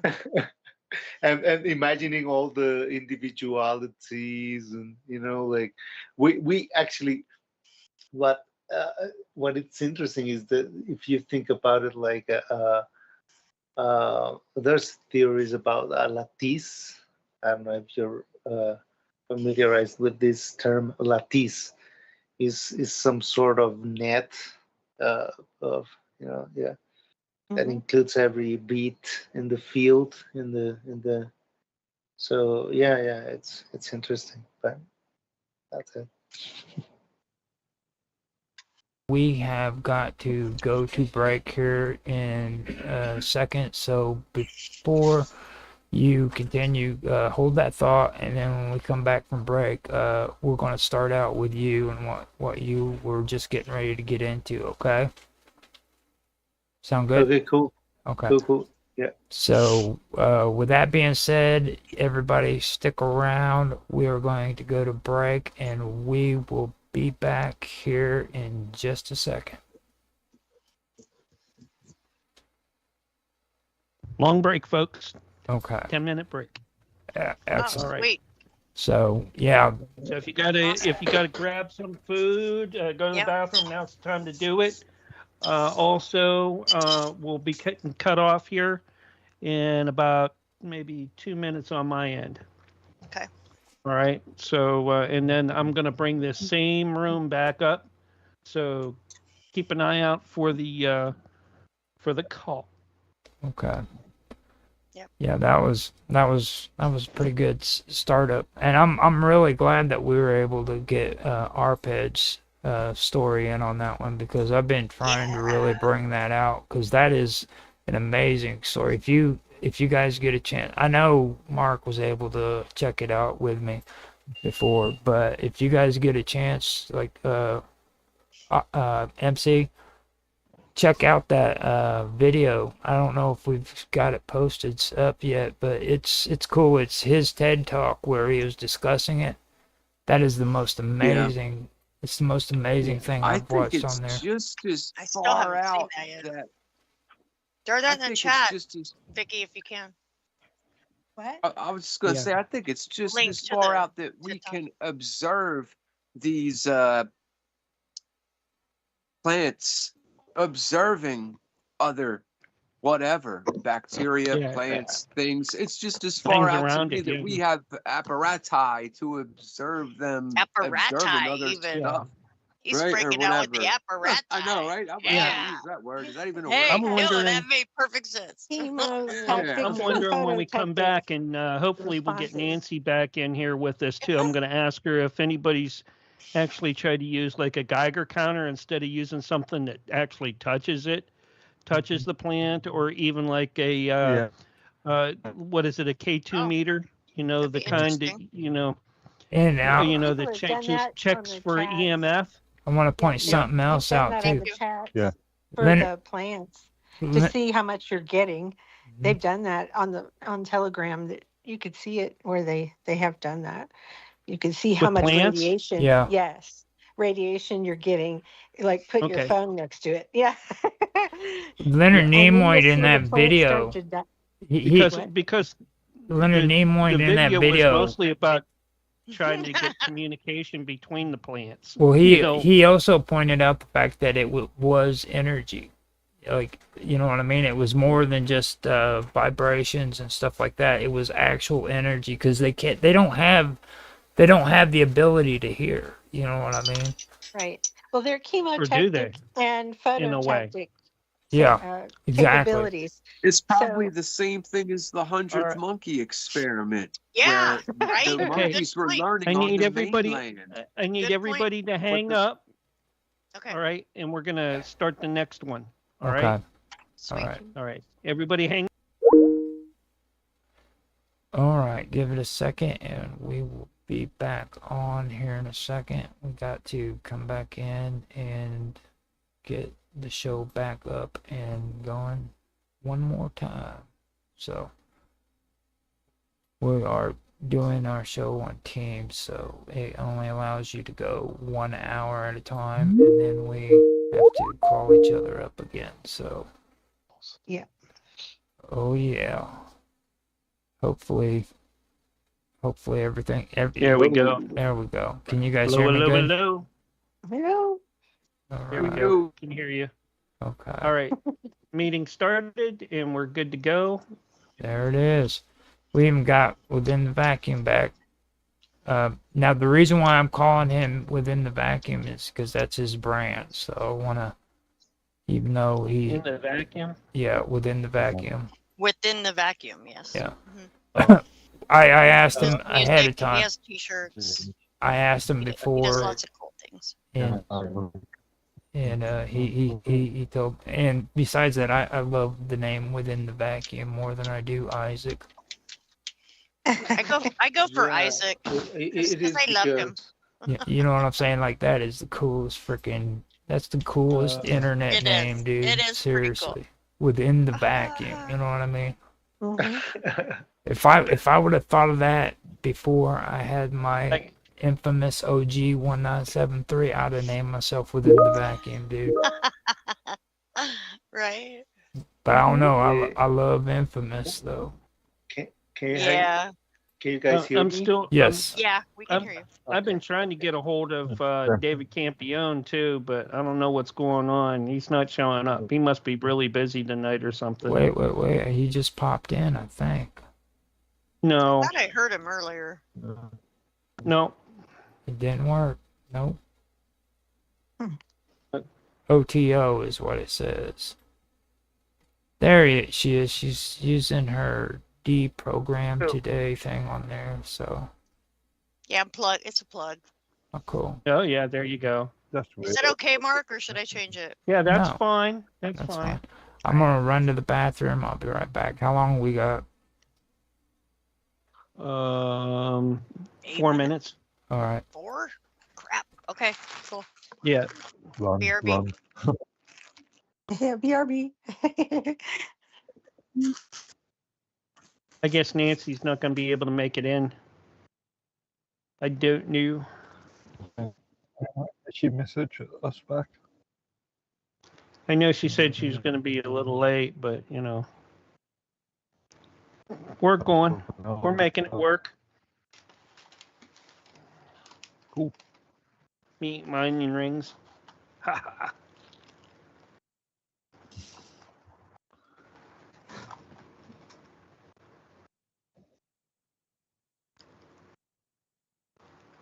Maybe y'all don't want to see me eat. That's a good idea. There you go.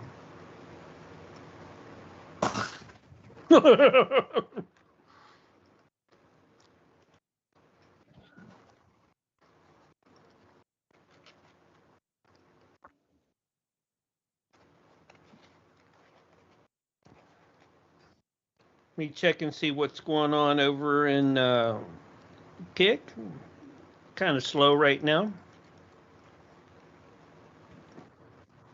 I can't believe that I haven't been able to do that, any of that either, because I mean, Got the MC Dirty Work over in the D Live chat. Hey. He's He's right here with us. That's right. Mm-hmm. he's like a felon. He's everywhere. He came in. That's right. He came in on all my channels. Said hello. How you doing, dude? Gave me the Yeah, up two on YouTube, Big- right? Yeah. And D Live.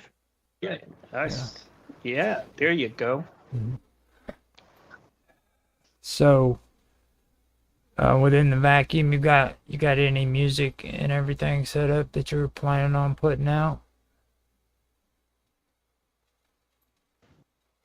He's probably in the bathroom. I don't blame him, The man. acoustics are always better in the Yeah, bathroom. Don't you know I'm that? in the kitchen. I'm in the kitchen. I'll be back in a minute. Okay. That's where I went to. I figured freaking that I went straight to that. If I had enough time, I'd have smoked a cigarette too. You can never really predict what Isaac's gonna do. Okay, it's kind of Mhm. one of those things. Yeah. Now, He's an unpredictable guy. let me see here. The from here on out, man, we are in the good. Now we get to talk about cool stuff like electrodes. You guys like that?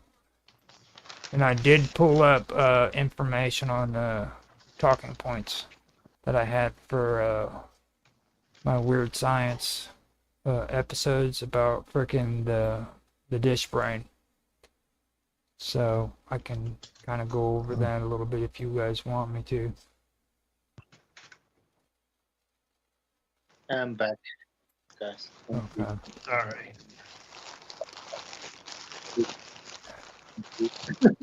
So basically, 30 seconds there, Roger. okay.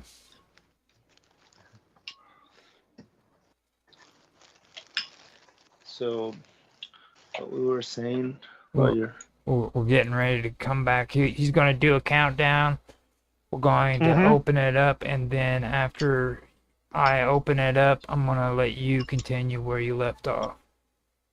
3, 2, 1, and you're live right now. Okay. Here are some intriguing facts and details about synthetic biological intelligence in the spirit of the Other Voices episode. 1. Microelectrode arrays detect action potentials from individual neurons with extraordinary precision. 2. Lab-grown neurons can control virtual environments to complete tasks using only their biological responses. And 3. Feedback systems mimic reward and consequence, guiding learning in the neurons. And 4, and finally, hybrid systems like the CL1, which is through Cortical Labs, integrate human neurons with circuits for adaptive computation, bridging biology and technology.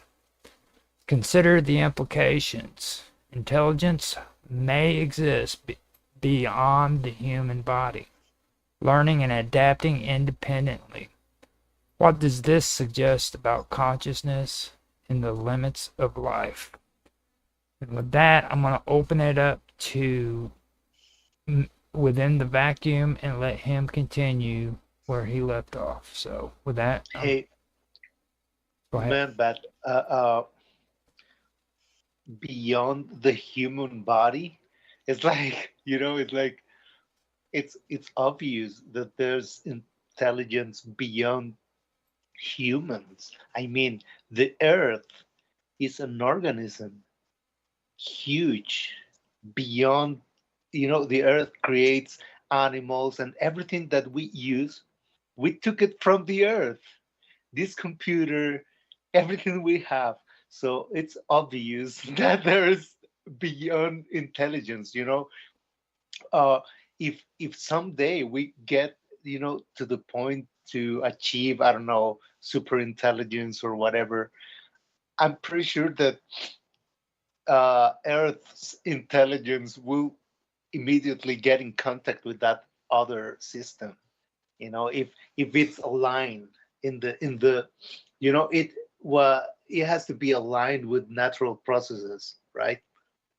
And that communication will be obvious. I mean, if the intelligence is that vast, like to take into account every aspect of what we are and what the earth is, and it has to be some, it's just imagination, but it should be something like that. I mean, I don't know. It's like beyond the human body. We're just little particles in this whole game, but we pretend to be the protagonist of the movie, but we are not. We're just a little part of it. We are participating and like having this experience, which is amazing, and of course, but we go back to the question that is not in the list, but it's important. And these days, that with all this convulsion in the world and everything that is happening, I think it's important to go back to the roots, and that led us to some sort of question that might be like what we are, what we really are, what is our function, not morally, not not in any of our own. I mean, our own narrative, but technically, like on the root, like what is human beings supposed to do on the earth, right? And that in that way, I don't know, that could lead us to a deeper understanding of what we are and how we are all connected, probably through fungi or something, right? And it's important to realize that in order to to stop the bias, the polarization of humans against each other, like and go beyond that, and go beyond the narratives, and see the human, the other, the like we are all the same. We are bloomed differently, but we all came from the same seed, right? Call it what you want. Sounds good. Right. Yeah. Now, earlier we were having a discussion about the dish brain thing, so I did pull up some information to kind of go along with it. And what I found was this. Okay, one of the most fascinating developments about the dish brain experiment, which was conducted by a team of researchers based out of Australia and led by Cortical Labs, in collaboration with multiple neuroscientists and bioengineers, was the fact that the project centered around the concept of growing living neurons in a controlled laboratory setting and connecting them directly to a computer interface. Okay. Now these neurons were then given a task to complete, and that was playing a simple video game. And that was using nothing but their inherent biological abilities to process signals. That had no assistance whatsoever with AI or any kind of computer program, just the neurons doing it on their own. And they found out that these neurons could play Pong without being connected to the human body whatsoever,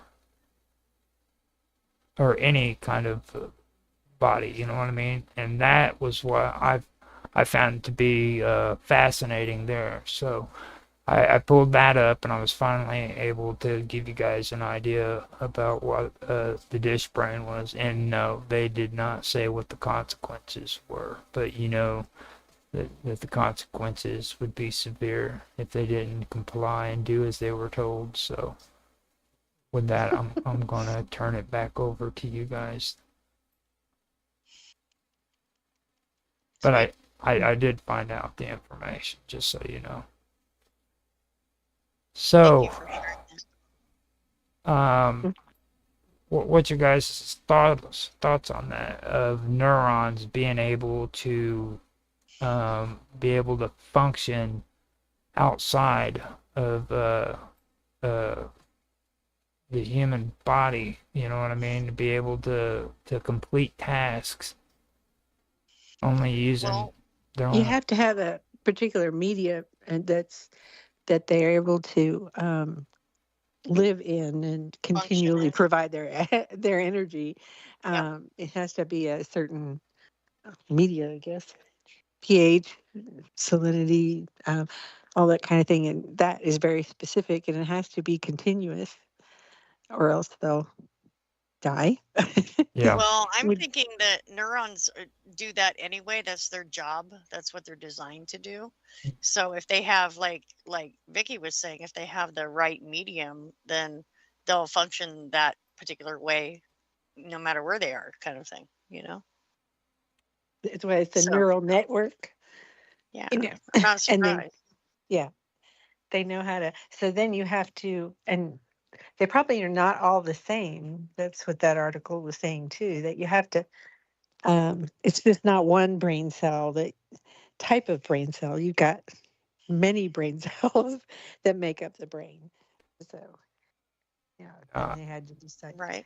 I do know that they had to like deal with these neurons like they would any other biological element or substance. They had to make sure that it stayed clean, make sure that the waste was removed, stuff of that nature. So, like this is actually a biological system with a computer interface.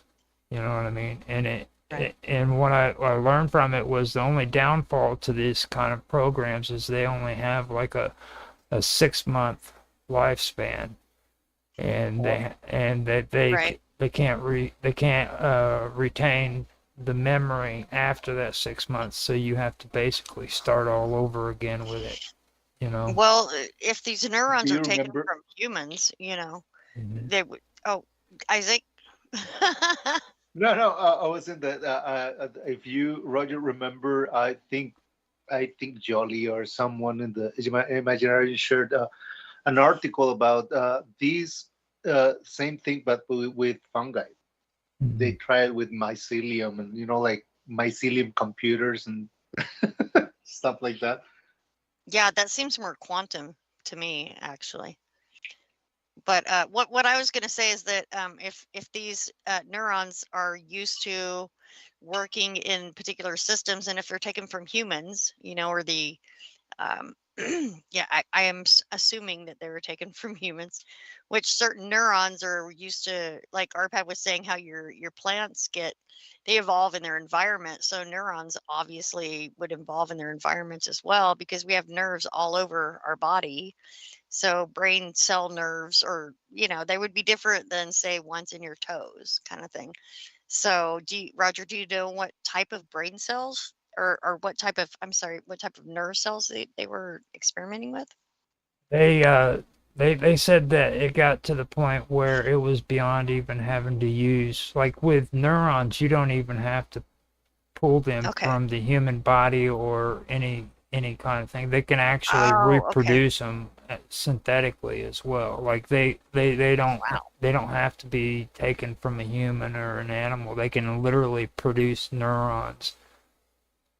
That's kind of crazy Yeah, it sounding, really is. actually, for So sure. so that was an interesting thing too, on top of what they were saying in this research as well, because like they're talking about biological uh process signals. You know what I mean? They're really getting into the whole um the whole idea that um, they can do these tasks, okay? And they can learn them on their own how to do these tasks, and they don't have to come from the human body. They don't have to come from the human brain, anything. They can just on their own learn how to do it, which I think that is probably the most amazing part about this whole thing. It's pretty extraordinary for sure. can be just completely independent of the human body or Hmm. animal or plants even, you know. They can function on their own as a so that's basically I don't know if I answered that good or not, but That makes sense to me. A lot more questions come to mind though. So plants have nervous systems, is that right? yeah, No. neurons. No, Oh wow. they don't. They don't have Well, neurons. yeah, They that don't kinda have just shows neurons. how retarded I am. Do they? do- I was a high Well, school dropout, so Vicky, you what know. was you saying? They don't have neurons? Nope. Okay, so They don't. They're not like we have neurons. They have chemical receptor sites okay, and photosynthetic receptor sites that take that information that they're getting, and then it will respond appropriately, like with the light and with the chemicals, and, putting it out, or uh, if they need to for the chemical, and the other one is the light, whatever they do. But it's not a neuron like we have neurons. It's not a biologic neuron. Ant plants don't have that. And Thank you. I, so I, I might be wrong, but uh, I think that as complex as the system, it's perception, probably. I don't know. Like, like when we are very complex. We have, emotional center. Yeah. That's very deep, right? So in order to but because we are very complex beings, but plants doesn't feel or think, like it's not the same because it's not that complex. I mean, yeah, they have receptor sites that yeah, give yeah. information. Might But be, I don't know, I might be wrong, but it appears to they, me. they do have those, and they function. They give the plant information, and then the plant will act accordingly. And that's biologically determined by the type of plant. And it wouldn't have survived long if it couldn't do those things to help it survive. So, but it's not a brain cells. Even brain cells look very different than other cells in the body. So if you have a dendrites and all those kind of things, they're different. In fact, the article had said that they those brain cells, you have to have a variety of different types. Like they were talking about 30. What is the minimal brain cell types that you have to make it function on the whole, as a intelligence? And it was 30, I think. And they compared it to that particular C. elegans, that nematode that's transparent. But apparently that also has 30 cells that help it to survive independently with not having a host to live off of. so let me revisit a question that I mentioned at the beginning for you guys. So, could neurons in a dish experience memory or intention? What are your thoughts? Is it memory or intention? Wow. You mean intention from others or their intention? Just Or the intention. neurons' intention? Just Yes. intention. Yes. It's kind of general, Mark Edworthy's been real quiet here lately, so I think maybe we should get an intellectual Let's. comment. I thought that it was reactionary because if you have two molecules of the same type and you mess with one of them, no 100th matter the monkey. distance, the other one will be affected. 100th monkey. High five, Jason. Right So on. maybe that's how it works For with sure. plants, since Yeah. it's a more Yeah. simplistic life form. You're probably right about that. That makes a lot of sense. Well, Mark, if the water Edworthy? media, Yes, go ahead. Sorry, Vic. the water, we know that in quantum computers, it stores information in the electrons in the water molecules. So Yeah. there would be memory in there. Hmm. Whether they would be able to, I mean, that's where it would be storing memory and other information. Right.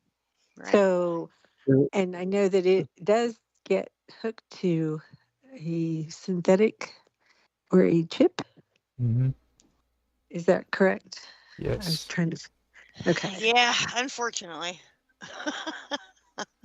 Seems like they could bypass that whole thing if you've got the quantum computer with the water, has all the information stored in the electrons in the water. Yeah. Yeah. Well, water has memory, Yeah, anyway. So right. there you go. There you go. Hmm. Mark Edworthy, what is your concerning question that you have, or your tidbit here? I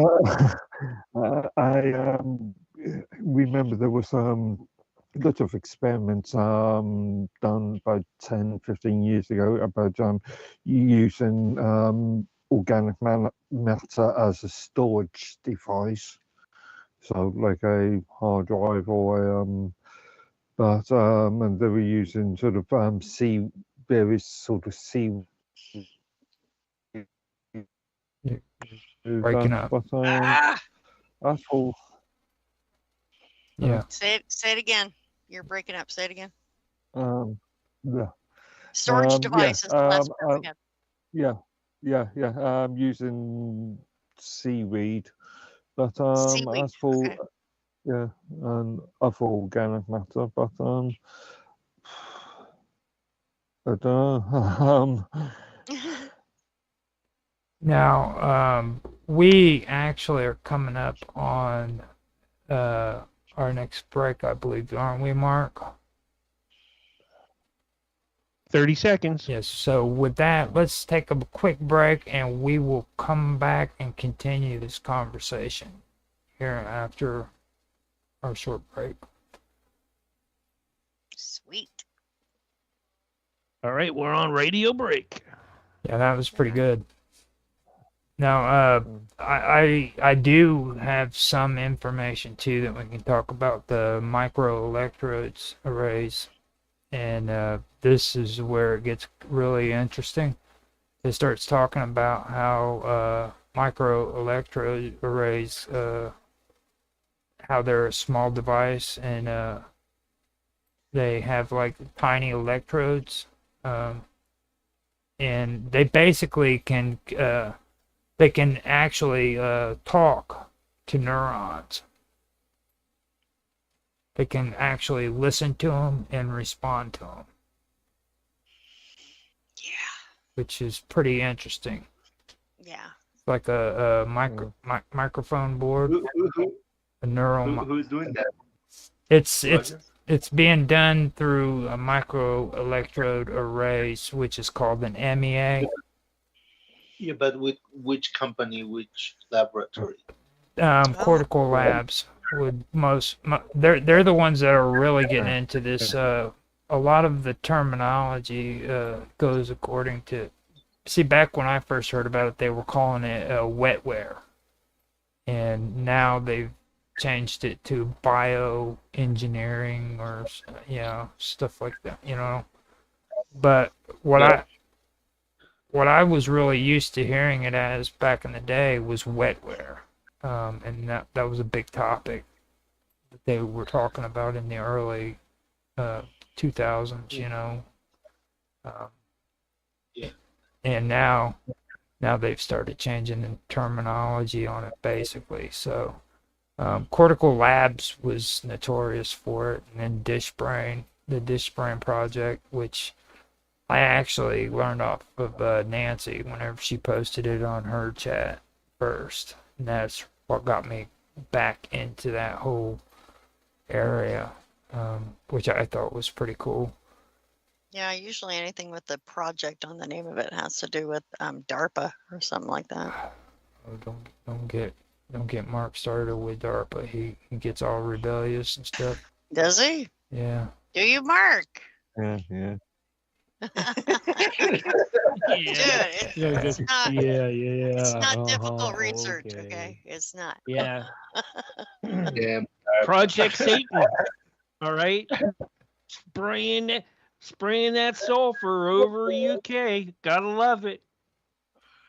How's The, your clouds over there right now? Is it still always like London fog? Come on. Or does it taste like hell when you wake up in the morning with all the sulfur that they're pouring into the air? poor guy. More than sulfur, for sure. Yeah. Project Satan. Yeah, I haven't heard about that It's got one. a big That's picture. You know, when the planes fly over, it's got a big picture of Roger on it. But anyways. when the love clouds come over, it has a big picture of Yeah. Roger. Okay, Yeah. get it right. Get it right. You can smell the sulfur, and it wasn't from him dropping bombs either. All right then. Gotta love it. I have to tell you a funny story about mushrooms. Oh, please. Uh-oh. Okay, no, and this is our. This is the wrong crew to do that with. You know that, right? Not so much. Not so much. Yeah. We got me and Isaac here, so there you go. Go for it, Vicky. Okay, my neighbor was walking down the street and walked by our yard, which happened to be sprouting a few mushrooms near the periphery, where the gutter is, and she looked at our house, and 30 they seconds. were quite large, and then she asked me later if she was wondering if we had buried something in the yard, and that's why somebody in the yard, and that's why it was growing fungus. That is my funny story about fungi. Anyways, here's your countdown, Roger. Okay. 5, 4, Thanks, 3, 2, 1. And you're back live and on the radio set for the last time tonight. Right now. Now we explore synthetic biological intelligence in depth. Neurons grown in controlled environments connected to circuits, forming adaptive learning machines. Consider this through the lens of in search of. If intelligence can exist beyond conventional brains, could these hybrid systems be considered a new kind of consciousness? That's the question I want to know. Could these hybrid systems be considered a new kind of consciousness? Well, they've already done that in terms of Sonia, if you remember. Or wasn't that its name? Sonia? The, let me think. The Saudi Arabian robot. Yeah. Actually got Sophia. it got Saudi Arabian Sophia. citizenship. So here you've got, literal iRobot, the movie, come to life. And this was, I think, 2018. So this is like a long time ago. And they gave this thing Saudi. I mean, women couldn't drive over there, I don't think, at the time. They can now. But I guess Sonia could. I don't know. Right. That's a citizenship. I robot, think right? that all of that is just marketing. The whole thing about the nationality and the I it's agree. not conscious. It's just a basic LLM doing. Yeah, You know, come but- on. Godzilla is a freaking citizen of Japan. Come on. I want him to disavow his citizenship and join the American pride that we got here. Yeah. Let's say, well, Let's go. Godzilla is definitely Let's go, not man. Chinese. For real. We'll show them. Crew of heroes. Yeah, robotic heroes. Yeah, Yeah. it's interesting. No, it's interesting because it explores. It goes in certain direction. It's valid to explore that angle. What if if we provide sensors to something similar to us in order to get different electrical pulses and It makes sense in with gathering data from that perspective is interesting. Probably it's feeding something that they have. I don't know. Most likely. Yeah. Most likely. I think this all ties into that kaiju Biolante, the Rose Godzilla. There you go. Now, see that Right. the thing that really gets to me is like when I was talking about those microelectrodes. Okay, they read and transmit neural signals. Okay, now they are basically a small device with a lot of tiny electrodes. And basically, they're little conductive points that can detect or stimulate electrical activities. Now, each electrode is so small that it can interface directly with neurons, or a small cluster of neurons. Okay. Now, the whole thing about that is it's and like I said, it's like a microphone board. Okay. Now, this what it does is it lets researchers both listen to neurons as well as talk back to them, so they can literally communicate with these neurons through this technology. You know what I mean? So that's one thing that oh, go ahead. No, I was about to say, about what you were saying. It's a parenthesis that, again, I might be wrong, but it appears to me that we are discovering this because if you notice, you start talking about cells, and then you go to neurons, and then you go deeper into smallest Mm-hmm. and smaller. You're going down into what the fractal theories and all these geometrical aspects of when you go that deep, it's what you have, just those kind of parameters that so the thing is that it's already happening, and we are probably discover it. It's happening already. Yeah, we don't have control over ourselves or anything. Good Kind news. of like with a lot of things that are going on, we're discovering it, Yeah. for sure. Now, what really is fascinating about me with that is like when you compare a lot of this stuff with the human brain. Okay. First of all, like with learning, learning happens with the human brain through plasticity. You know what I mean? That's strengthening or weakening of synaptic connections between neurons. Okay. So when a signal repeatedly travels along the same pathway, synapses are reinforced. Okay. That's cells that fire together, wire together, basically. That's one of the old sayings that they usually have. Now, this mechanism, it usually allows us to like form memories, recognize patterns, and refine skills and stuff like that. So at its core, biological learning is about adaptive signal transmission. Okay. Now, in computers, especially when it comes to AI or LLMs, like Mark likes to call them, in machine learning, learning is usually about adjusting weights in algorithms that mimic synapses. So instead of neurons firing, you have nodes in a network that adjust their influence on one another. Now, that doesn't mean that computers are learning biologically, but they are approximating it mathematically. You know what I mean? They're reinforcing connections that reduce error in predictions and stuff like that. So that's the thing that I think is so amazing about it.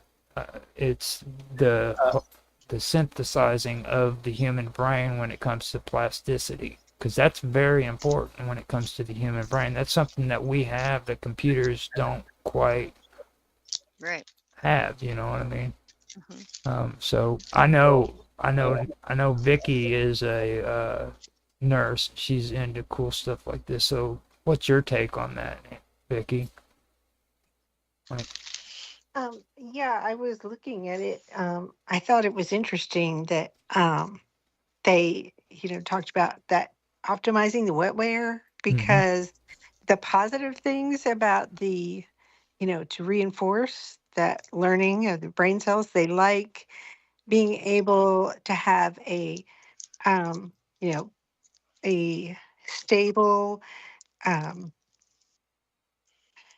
ability to, connections that it goes smoothly. And if you have, if those are, um, if they have connections which are random or chaotic electrical signals, they don't like that. So that's their negative reinforcements. And so the predictability they seek out connections that produce energy efficient, predictable outcomes. I think that's kind of interesting that they would even try to use operant conditioning because that's what that is, and that's and that's not as high level as what Roger was talking about. But I thought that was kind of funny that yeah, the positives are that they have predictable, energy efficient, smooth connections, and otherwise, like on the radio show, and it fades out and you can't hear and that kind of thing. They don't like that. So, and the wetware is how they keep that going. But yeah, the whole thing is kind of amazing to me. I mean, that this, how they're using brain cells to um, power this and keep the information in, a lot of information and then connect it. It says it's connected to a software-based system to be operated in real time. That's correct? it's supposed to be. Uh, I Right. I don't know for sure if that's actually the case because it's like me and Mark, we've had these conversations so many times, and he's a skeptic on that one. So like what they claim and what's actually happening, that's even debatable for me too. But I know Mark probably would have something to say about that, wouldn't you, Mark? Potashik, or no, Edworthy. The more you said, really, I'm just skeptical of the hardware, as you demonstrated with the cell C1 device. There are hardware neat method. You're breaking up real bad, So Mark. yeah, You're, okay. I'm just skeptical. yeah. You okay? So, the that's my whole point too, and it's like within the vacuum was talking about branding too as well. Commercialism basically like that, and I know that we've had conversations about that at one point. So, I mean, until I see the actual technology in front of my face, I'm not gonna believe anything that I hear when it comes to a lot of these what they're saying. Um, but Agreed. Same. because like Well, it's supposed to be, like a published paper or something, right?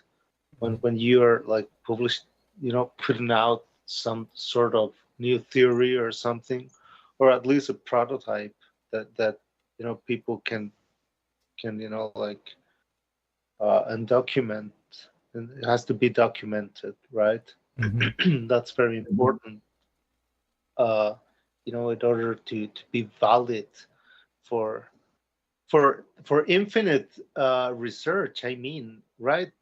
That would be the purpose, because you get to neuron, you get to the Greeks have these embedded in their language. I mean, the how time function, like they have these identified these patterns in the psychic. So they probably were, I don't know if they were, yeah, they probably were conscious about this. The the the thought is has a technical aspect as well. So that's how deep you can go when you're thinking about these systems. You can go to the non-existence, because it's there. It doesn't matter, it's just an infinite gradient, right? From the manifested world, which is what we have, that appear to come from each beat that comes from another field that contains all possible possibilities, right? Mhm. But we have a reality that is easy. It's a perfect interface, right? We breathe. We live very well. We live according to our environment, so it's intelligent, right? It's supporting us. It's the perfect amount of composition in the oxygen that we have and everything.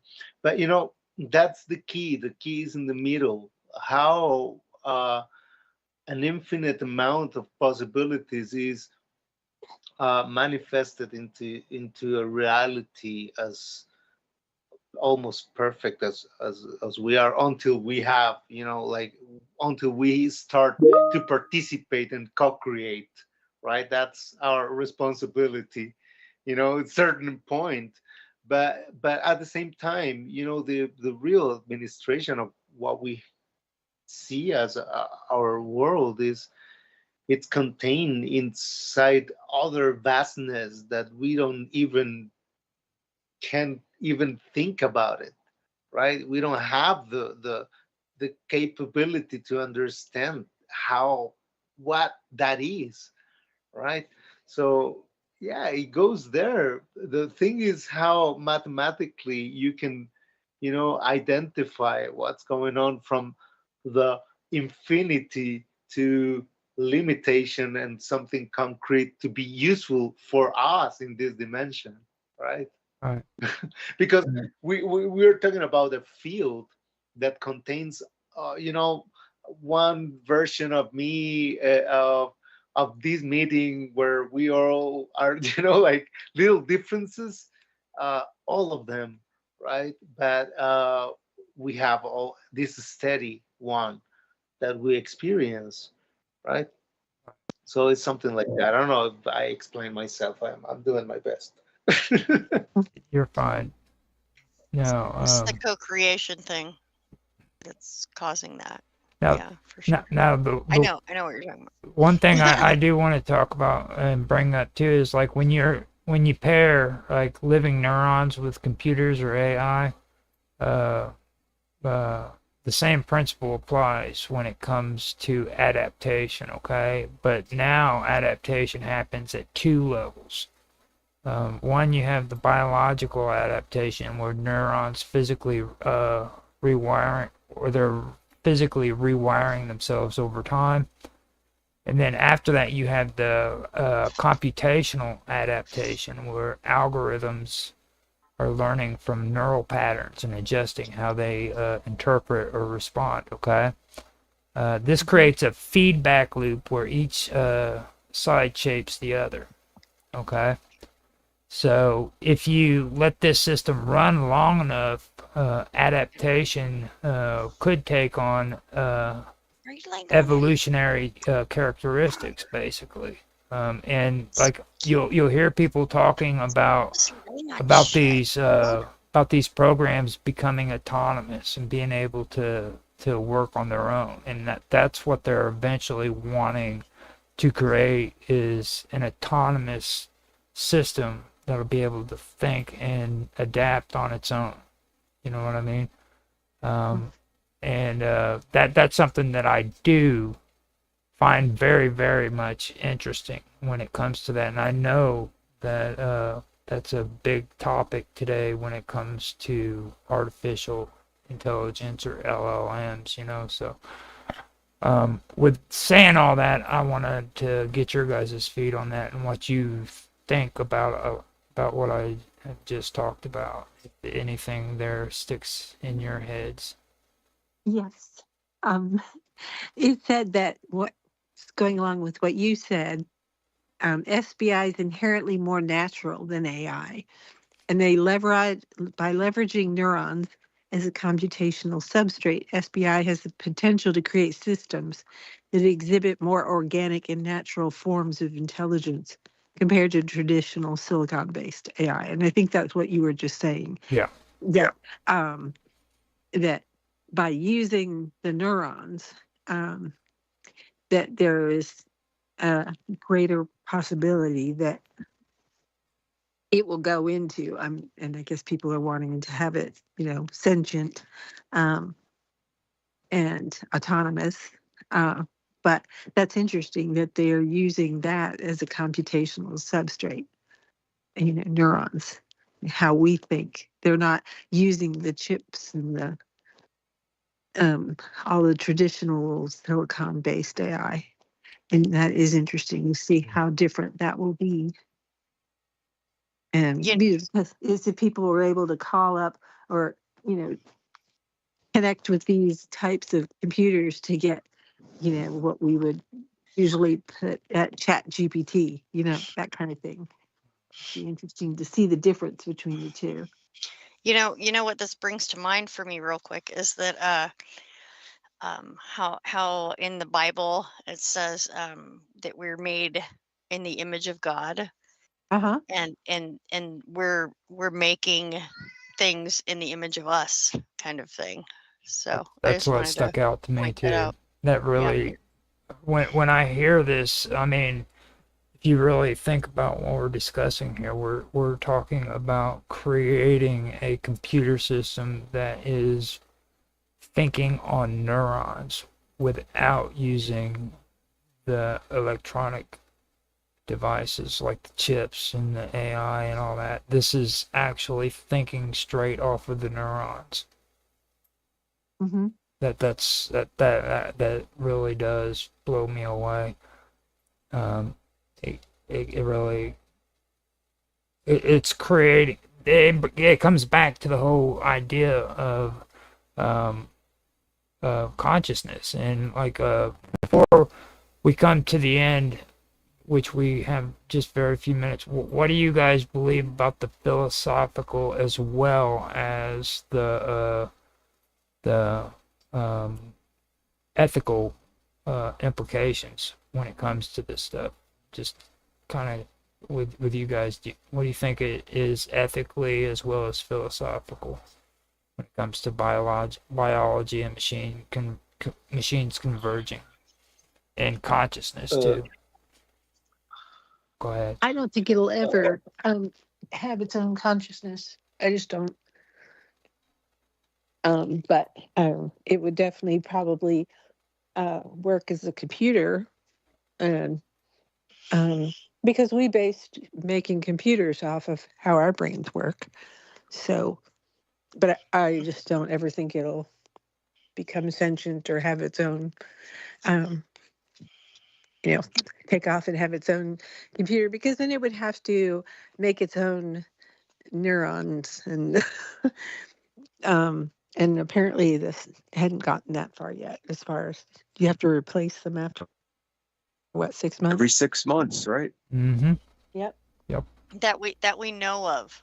Okay. Unless they can come out with a longer lasting neuron, you know, last 5 years or something. And if they did, they wouldn't tell us about it. So much so, at least not Indeed. for a while. All right. You know, within the vacuum, I heard you getting ready to say something, and then you stopped. What was your feed on that? I know you was getting ready. I forgot, but Yeah, I was listening after that and I forgot, but yeah, it was something. We were. Oh, okay. Yeah, it's about the description of the thought mechanism.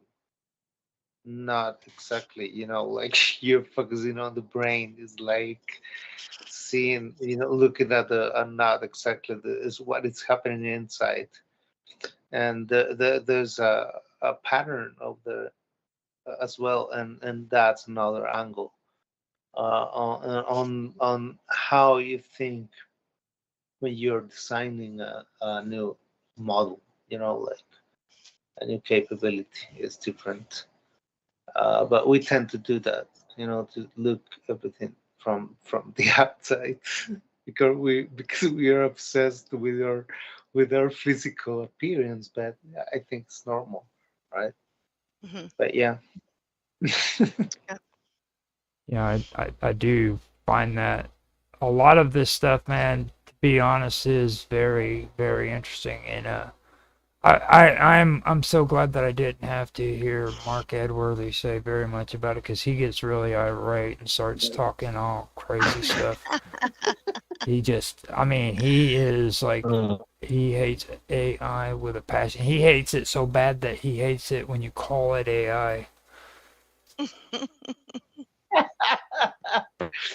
It's not AI. I don't think you're going to have enough time to give people socials out. Okay, so with that being said, you guys, do you want to tell anybody how to get a hold of you? Sure. I'll go real quick. Galacticfire.com. TEC, not TIC, and I've got T-shirts at this point, and a book that's pretty sweet up there, and maybe venturing into more things here sooner or later. But there's mine, and go. Okay, how about you, within the vacuum? There? Yeah. What? Can you feel like How do we telling? get a hold of How do you? we get a hold of you? Yeah, your socials, as Roger calls it. Oh, okay. I'm not in socials at the moment. Well, I'm using Instagram regularly because of the way that I get in contact with my local people, right, friends and Okay. everything. So I keep What's it. That's a your? good way. How Yeah, do we find you there? within the Within the vacuum, vacuum. within the Awesome. vacuum. Everywhere in your the magnificent T-shirt store from Yes. Sonia Galactic.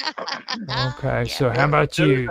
How about you? There's an amazing collection of T-shirts made with an algorithm that I've been working on for many years. Yes, Isaac has his full display of All T-shirts. right, and I got to take us out of here because we're out of Oh time. crap! Okay. Yeah, I've been trying to say, everybody, come on, let's go. You didn't have enough time to do this, so I'm going to take us Roger, out. that's your Catch fault. you next time, folks. Okay, bye. We still are on stream, so if you guys want to, let's finish up Yeah, the go for it. the Sorry about that, socials. guys. MC Dirty Work.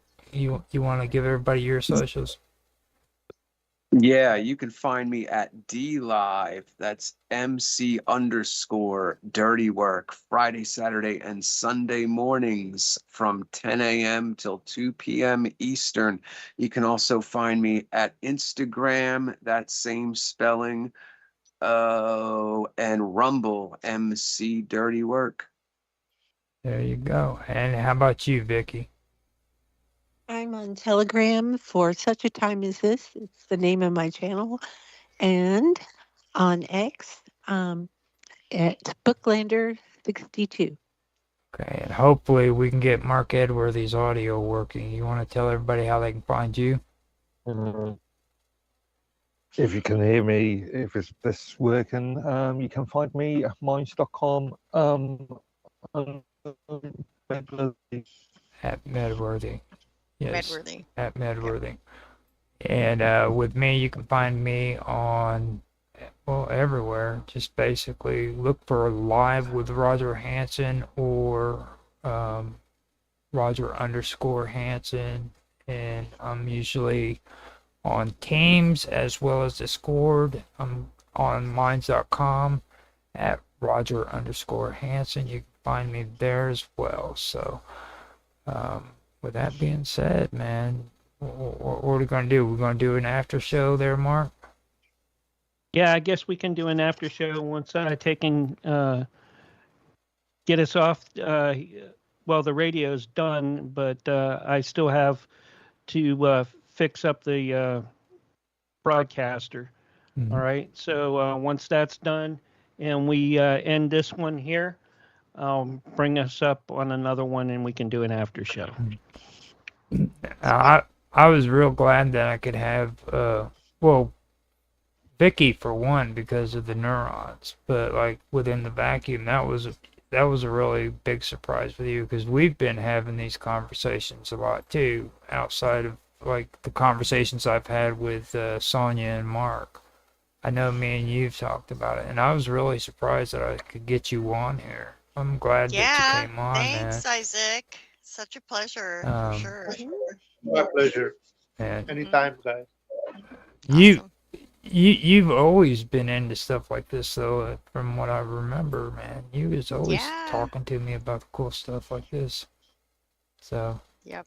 And for Vicky, sure. thank you very much, because the one thing that got me on this one was your husband's research with that whole The plans. yeah Yeah. Odor. Hmm. yeah They that actually used it for the troops. that is something. Yeah. Hmm. And then there we go.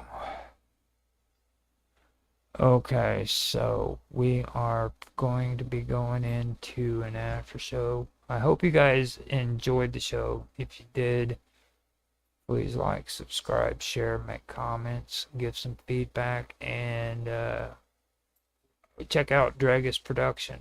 You know what I mean? That's pretty good. Here we go.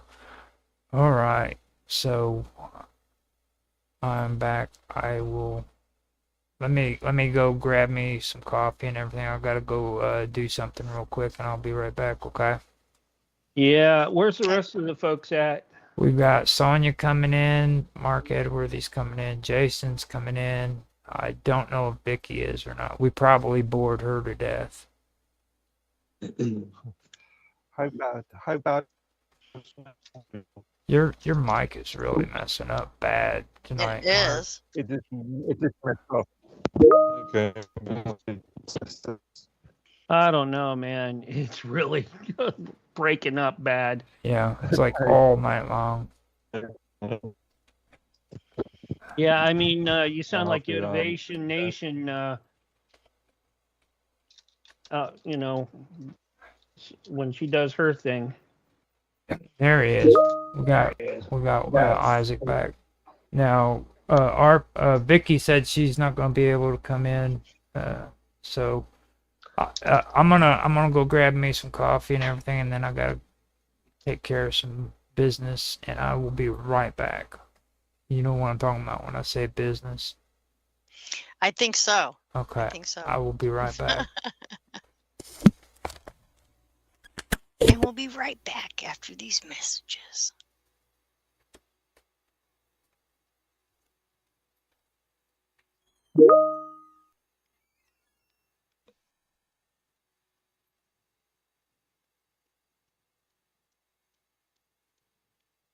Is anybody still here? Hello? Yo, I'm here. Hey, Jason. Awesome. I'm back You're now. such a great addition to everything, for sure. I think everything went pretty good, other than we lost most of our folks because I think we got too technical. And so Yeah, well, yeah. that's one thing about the show. And it's nice to be thorough, but we can't get too technical or we lose people because not everybody has the education that some of us have, you know. Hey, Well, then that's the not for importance of me nothing, but being I here. was even lost. I Yeah, mean, not I I was mean, even. I you s- know, I Like seen I'm that a some little bit, expert yeah. in anything. if you go I back seen that a and little bit on your face, Jason. if Yeah, you go back yeah. and listen to the Yeah. original show I did, we talked about sure, we talked about the what was it? Um, we talked about the plants. It was mostly about communication between plants, and got more into the psychic thing, and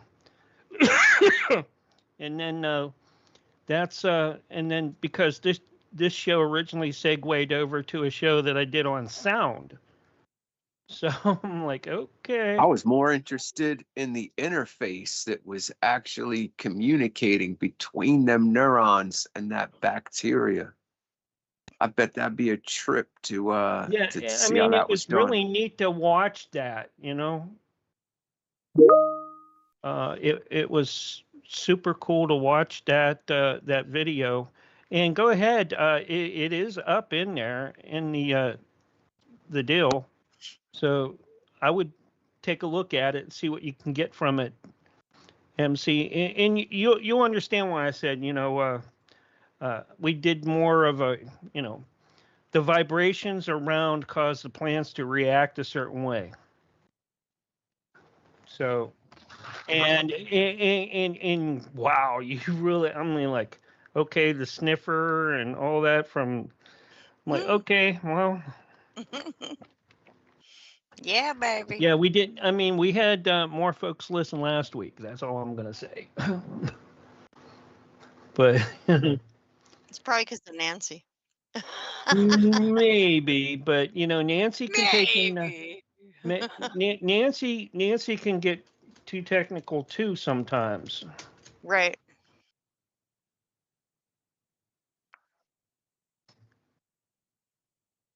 That's right. That's right. Yeah. Yeah. Yeah. And I like the fact that Vicky got to talk so much. I think that's awesome. Yeah. Mhm.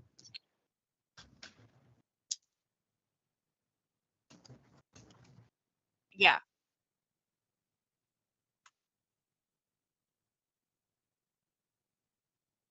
That's all Roger's fault right there. He's he's writing the show, kind of thing. Yeah. Right, right, Yeah. right.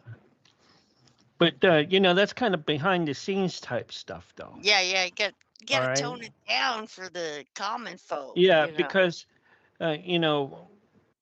when you think about it, the I'm average good at doing that. the average person that may tune in may not have even a high school education yet. All right. Yeah, especially on the video side. Yeah, but It's yeah, very I important agree with Roger. to know the target, the audience that you're going Hmm. to. You're Yeah. completely right. Yeah, I might get Normally, like normally this yeah. audience, the audience originally was ages 35 to 75. All right. But when I added the video side to it, that dropped all the way down to like, teens and all the way up. That's cool. That's But cool. Well, that's good to know for and sure. we're not just trying to entertain the the radio side, and it's Saturday night. Need something kind of calming and relaxing, and also I got your calming and relaxing right here. I'm just yeah. saying, for sure. Yeah, that's why I'm kind of so intimidated about doing this show because, I don't have most stuff I have to offer is my own opinion about things, which is what everybody offers, yes, but it's very technical sometimes with the stuff Roger breaks out with. He gets really nitty gritty about it.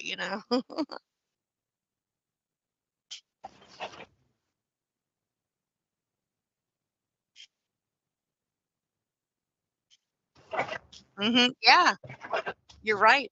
I agree.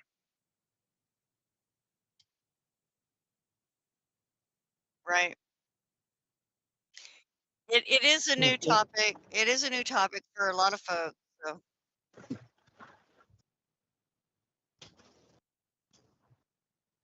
right, right, right. Maybe we should do a wetware, just a general topic like that, just wetware period. kind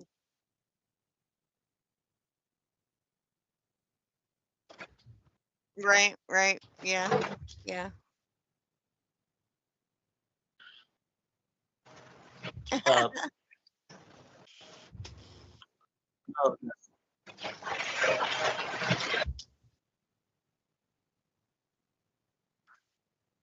Yeah,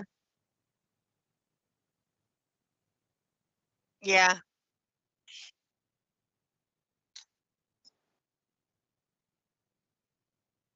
yeah.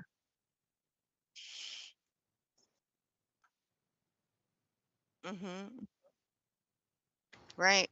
Right. I think it's the approach that really. will It's like want the that will want topic. AI to Mhm. happen.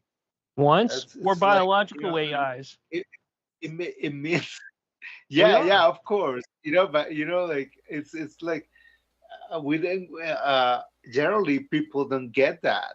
They don't Mhm. understand that Yeah. technology is based on nature. That's Mm-hmm. right. So they don't look like part of it. So they expect from the outside to come, but Yeah. it, Well, it it's kind of like that. You got to unconsciously. bring it in for them. Yeah.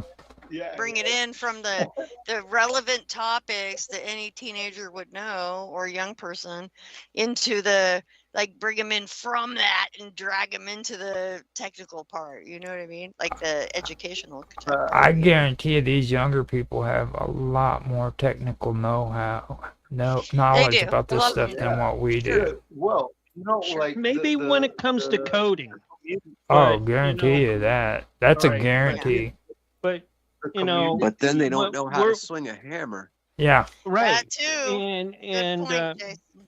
but you also have Swing that fucking hammer, the bro. historical aspect of this. I got a hammer Yeah. tattooed on my hand. You know, Okay, so I Yeah. know what you're talking about. and Like the I knew. I like I I It's know forced emeralds. I know you made good points about how you connected it to me. I mean, it all, but I'm like to the historical part of that and how that might have been like the beginning of it all. All right, but that's exactly where it but was. I mean, I could probably use the same show to do like a million other types of topics and to introduce it like that too. But I don't know. guarantee It's just me. It's just I me. guarantee you that episode of In Search yeah, of of course, because it represents, it has all different angles to it. that every point of view is valid. And Yeah. that's incredible. Yeah, about this Exactly. topic, because the everybody is part of it. that first episode of In Search of though is straight up connected to everything that's going on today when it comes to this biological technology stuff. I mean, there's just no way of escaping it, okay? Especially the fact that Baxter was involved in it. And you're right, he was a part of the CIA. Yeah, I didn't even know that before, so that's very that gives it a little more oomph kind of thing, because the CIA is doing shit that we don't even know about.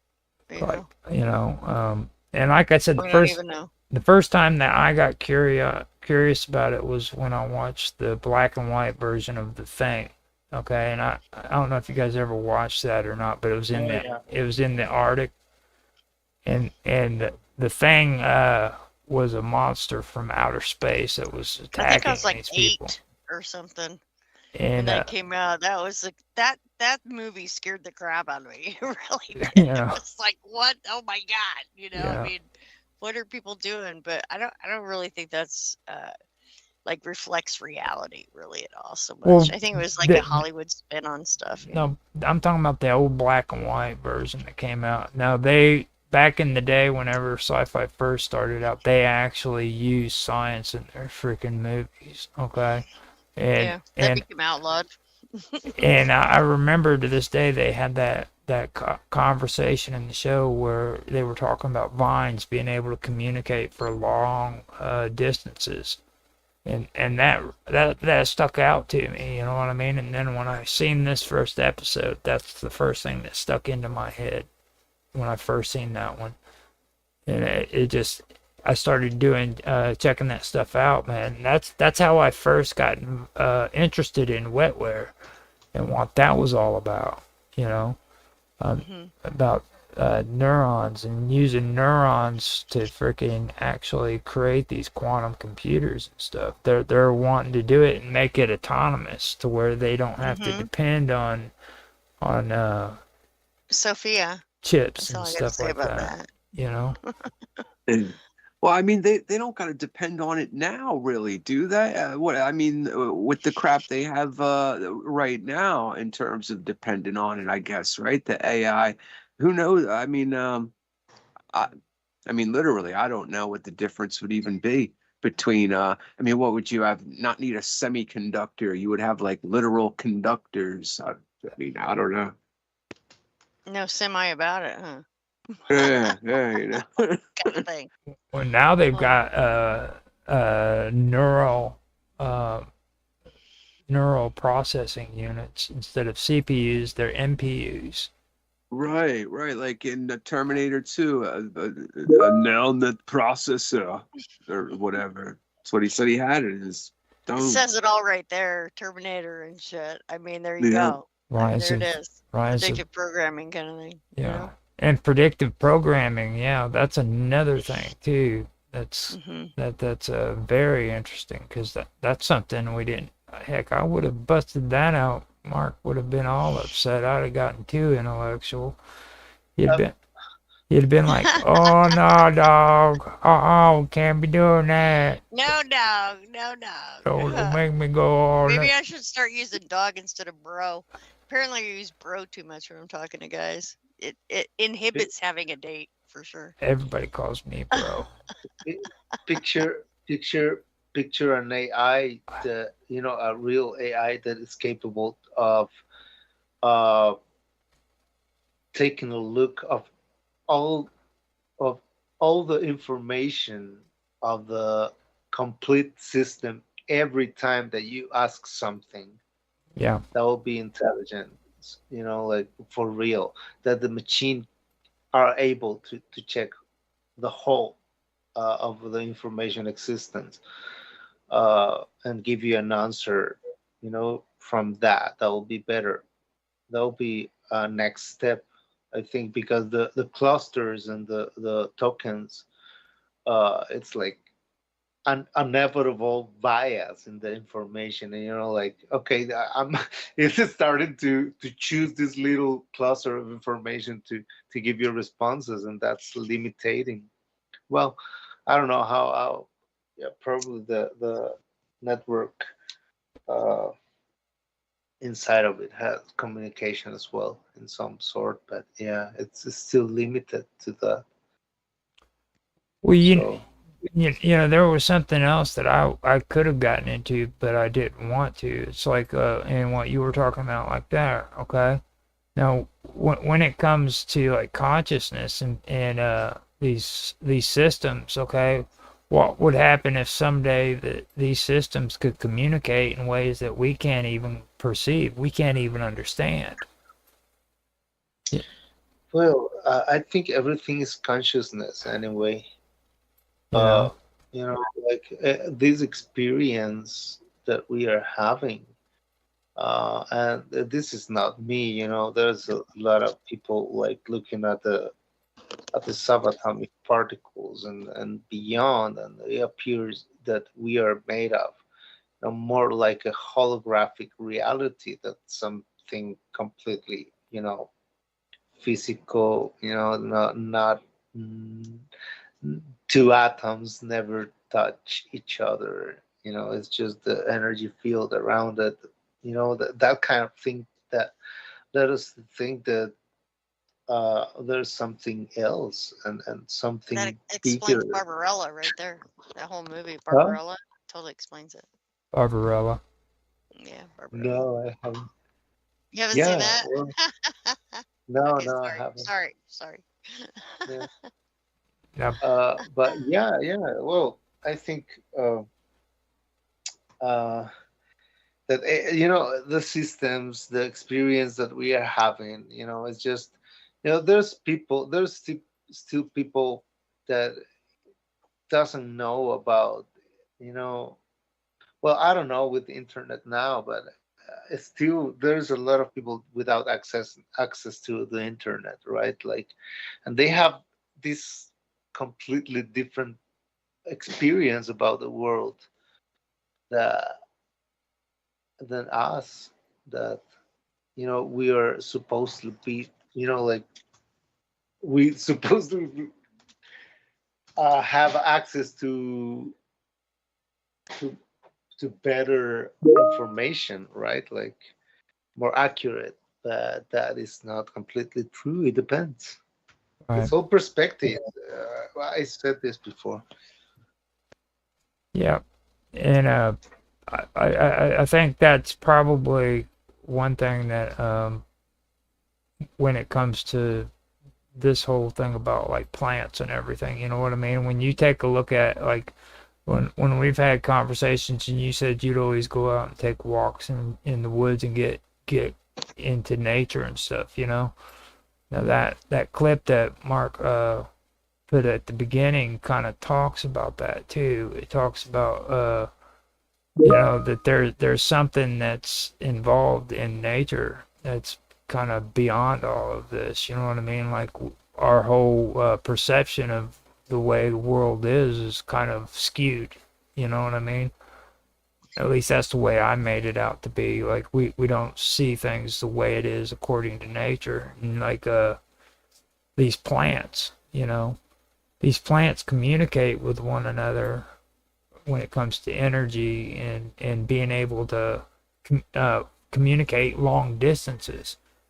At the end of that video, if you watch it, it'll talk about this thing that even I believe it was at the last video I did with Sonia with what's his name, Hancock, where they were talking about freaking It's Wilcock. Wilcock. Yeah, Wilcock. You got the cock part right. That's good. What did you say? You got the cock part right. Shut up, Roger, motherfucker. Oh, okay. Oh, you always get me to say that like 2 or 3 times. Okay. Say what? It's Oh, okay. Well, but my whole point was is it's like we don't understand that these people, man, they're actually communicating to nature. You know what I'm saying? And they have a connection there. You know what I'm saying? That Did Mark leave? yeah, I think so. Well, the whole deal was, I mean, it's like freaking. I like the show. That was my topic. You know what I mean? I'm not into doing all this stuff for popularity. I'm not gonna go looking for the number one topic to discuss. So it's that's the way, and it's actually a good topic. So I'm not catering to the minds of a 15-year-old so that I can get views. And Yeah. Yeah, I totally agree. Yeah, I definitely agree on so that. Sure, Raj. We're right there on that same. What? It's great. yeah. No.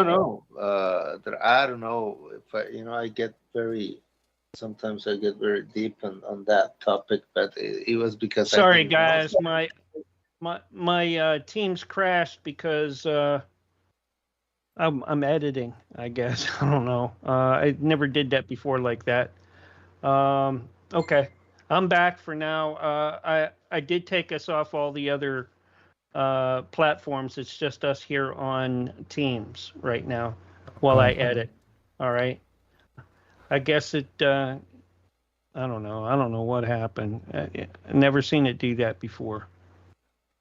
Oh, I've seen Skype crash like that, but not Teams. it's been having these weird issues for the last 2-3 days. I mean, well, You think actually, it's updates? it's something because on Thursday, freaking me and Mark were having issues before I was able to do my last show of Roger's Real Time Talk Show.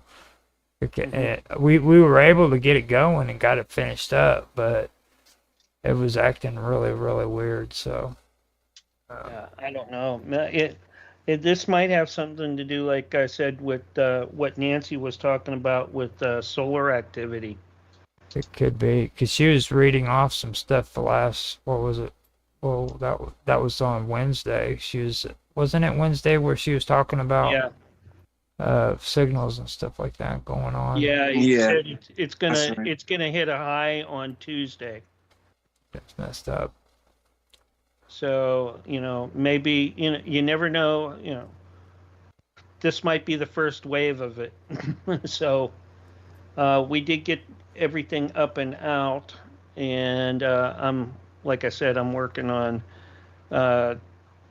edits right now, which shouldn't take too long now that I have like bare minimum stuff up. So yeah, I think it was a pretty good show.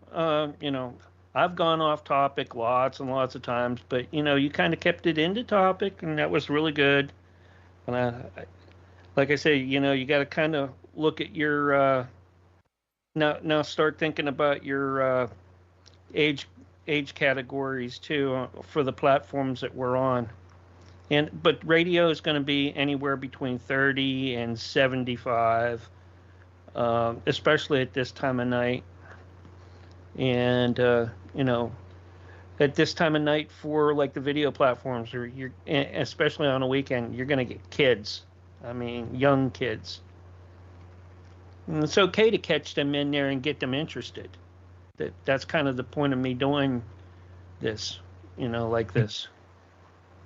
Yeah, big time. Well, see, like this one, and there's another one that I've been wanting to do for trying to get more time to talk with Vicky, was another episode from In Search Of, called freaking Pathways of Transformation. Now, that one has to do with reincarnation and stuff like that. Yeah. And I have new music coming out soon, so that will be nice for the kids, and I would love to share over here, of course. that would be cool. Yeah. Now, if you want to come back on, man, feel free to freaking come back on with us within the vacuum, because freaking I'm telling you, I've missed having conversations with you, bud. You've always had good stuff to say, and I mean it's fun having you around. I've always That's loved, right. it's always been great just I talking agree. to you, being Cool, guys. Cool. a Yeah, Thanks. baby. Yeah. and You like too, Jason. You're awesome. We got you guys kind of late into the Sure. party tonight, but at least you got in, and that's a good thing, and everybody contributed, and that's always a super plus when you get everybody to contribute something. Oh, I was surprised with Jason, dude, when he was on Summer's show. Like, freaking, he blew freaking Summer Todd out. Like, she loved him to death. He was talking about 9/11, man, and she was caught up in it, dude, because she's not. Well, you've talked to Summer, you know how she is. Yeah, I mean, I can sit there and talk about 9/11 for 5 hours or 10, whatever, however long somebody could stay awake. You got her so freaking excited, dude. She was like, "That was amazing." I mean, she went on about how great that was. So I think that got a few views too, right? Like like 150 or something like that. Yeah, it did. Not too bad. And she loved it. She loved it to death. And Austin, oh my God, dude, you and him would get along great. Like I guarantee. Yeah. I was gonna say, yeah, we got along great right there on the one time we were on the show together. Yeah, he seemed like a real good dude. Yeah, he's from Ohio though, so they, you know So is how, But motivation. that's like one state over. I'm Jersey. You got Pennsylvania, and then you got Ohio right next to PA. well, you know how those people from Ohio are. Then I mean, I'm one state away too. I got Indiana between us, so you know I know how they are. They're like in their own jurisdiction. You know what I mean? Their own. What? Yeah, dude, freaking, you'll never meet anybody like a person from Ohio? Ohio, dude. They are just completely in their own freaking their own. I I don't guess even. it doesn't count if they're Innovation from seems to be really Cincinnati cool. or Columbus. Well, no, they don't even like Cincinnati, to be honest. Like people in So I Ohio, figured if you're from the city, it doesn't count. Maybe. yeah, pretty much. I mean, pretty well, Cincinnati especially. Now they like the TV show from the '70s. They love that. But WKRP. yeah, they love I only like WKRP. to watch Lonnie. Yeah, but other than that, they don't like Cincinnati at all. I've had interesting conversations with them about that show. They well, they lived down by what was the name of that college? It was Princeton or something like that. That's how I I first. live not far from Princeton University. Well, I forgot the name of from the college that they're next to, but that's actually how I Like first. 25 minutes away. We used to go to SeaWorld and Geauga Lake all the time in the summertime as part of our little vacation ritual. Mhm. Mom and Dad load up the car. Where are we going? SeaWorld, Geauga Lake. Oh yeah. Ugh. I like SeaWorld, but I didn't like Geauga Lake. I'm not into like, the rides and crap like that. They don't even call it that now. What do they call it now? It's something else. That bought Geauga Lake out and is in there now. But anyways, yeah, it's kind of like a Six Flags. Yeah. See, I don't even like Six Flags. I don't like that kind of.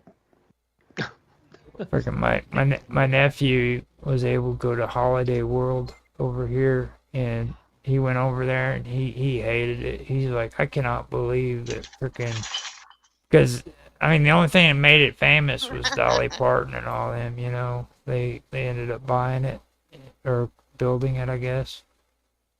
But he said he went to that place and it was just horrible. It's in Santa Claus, Indiana, I believe. Santa Claus, baby. Yeah. Matter of Yeah, fact. Satan Claus. That guy. Yeah. Yeah. So. Saturnalia kind of stuff. Yeah. So you guys good to end this, or I'm getting ready to. That's up to you. Yeah, that's fine. I'll catch up with you guys later on. Send me the files for the next one. Whatever you plan to do for the next one. Now I've been wanting to kind of get into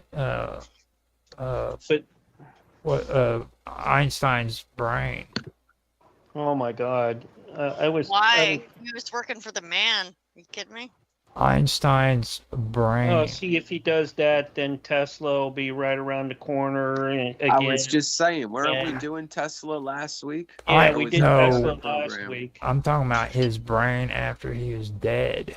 Oh, so we get to talk about we get to talk about Hitler's brain in the jar then? Yes. Oh my God.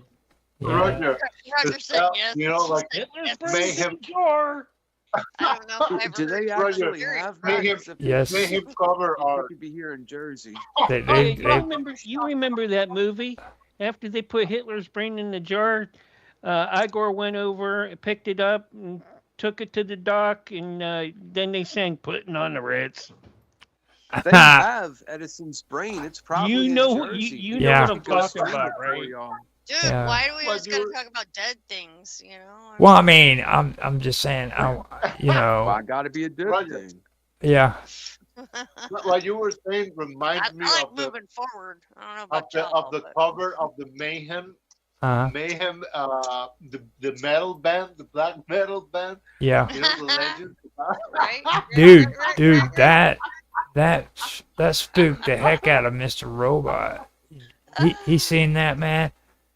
He seen that video and he goes, "Oh Jesus!" And I was like, "What the heck, dude? It wasn't He's not that even bad." religious, so there you No, go. it was it. I seen it. I was like, "Oh man, I watch stuff like that all the time." You know what I mean? It's like freaking Mr. Robot seeing it and he flipped out. He actually freaking censored me for dubstep. Okay.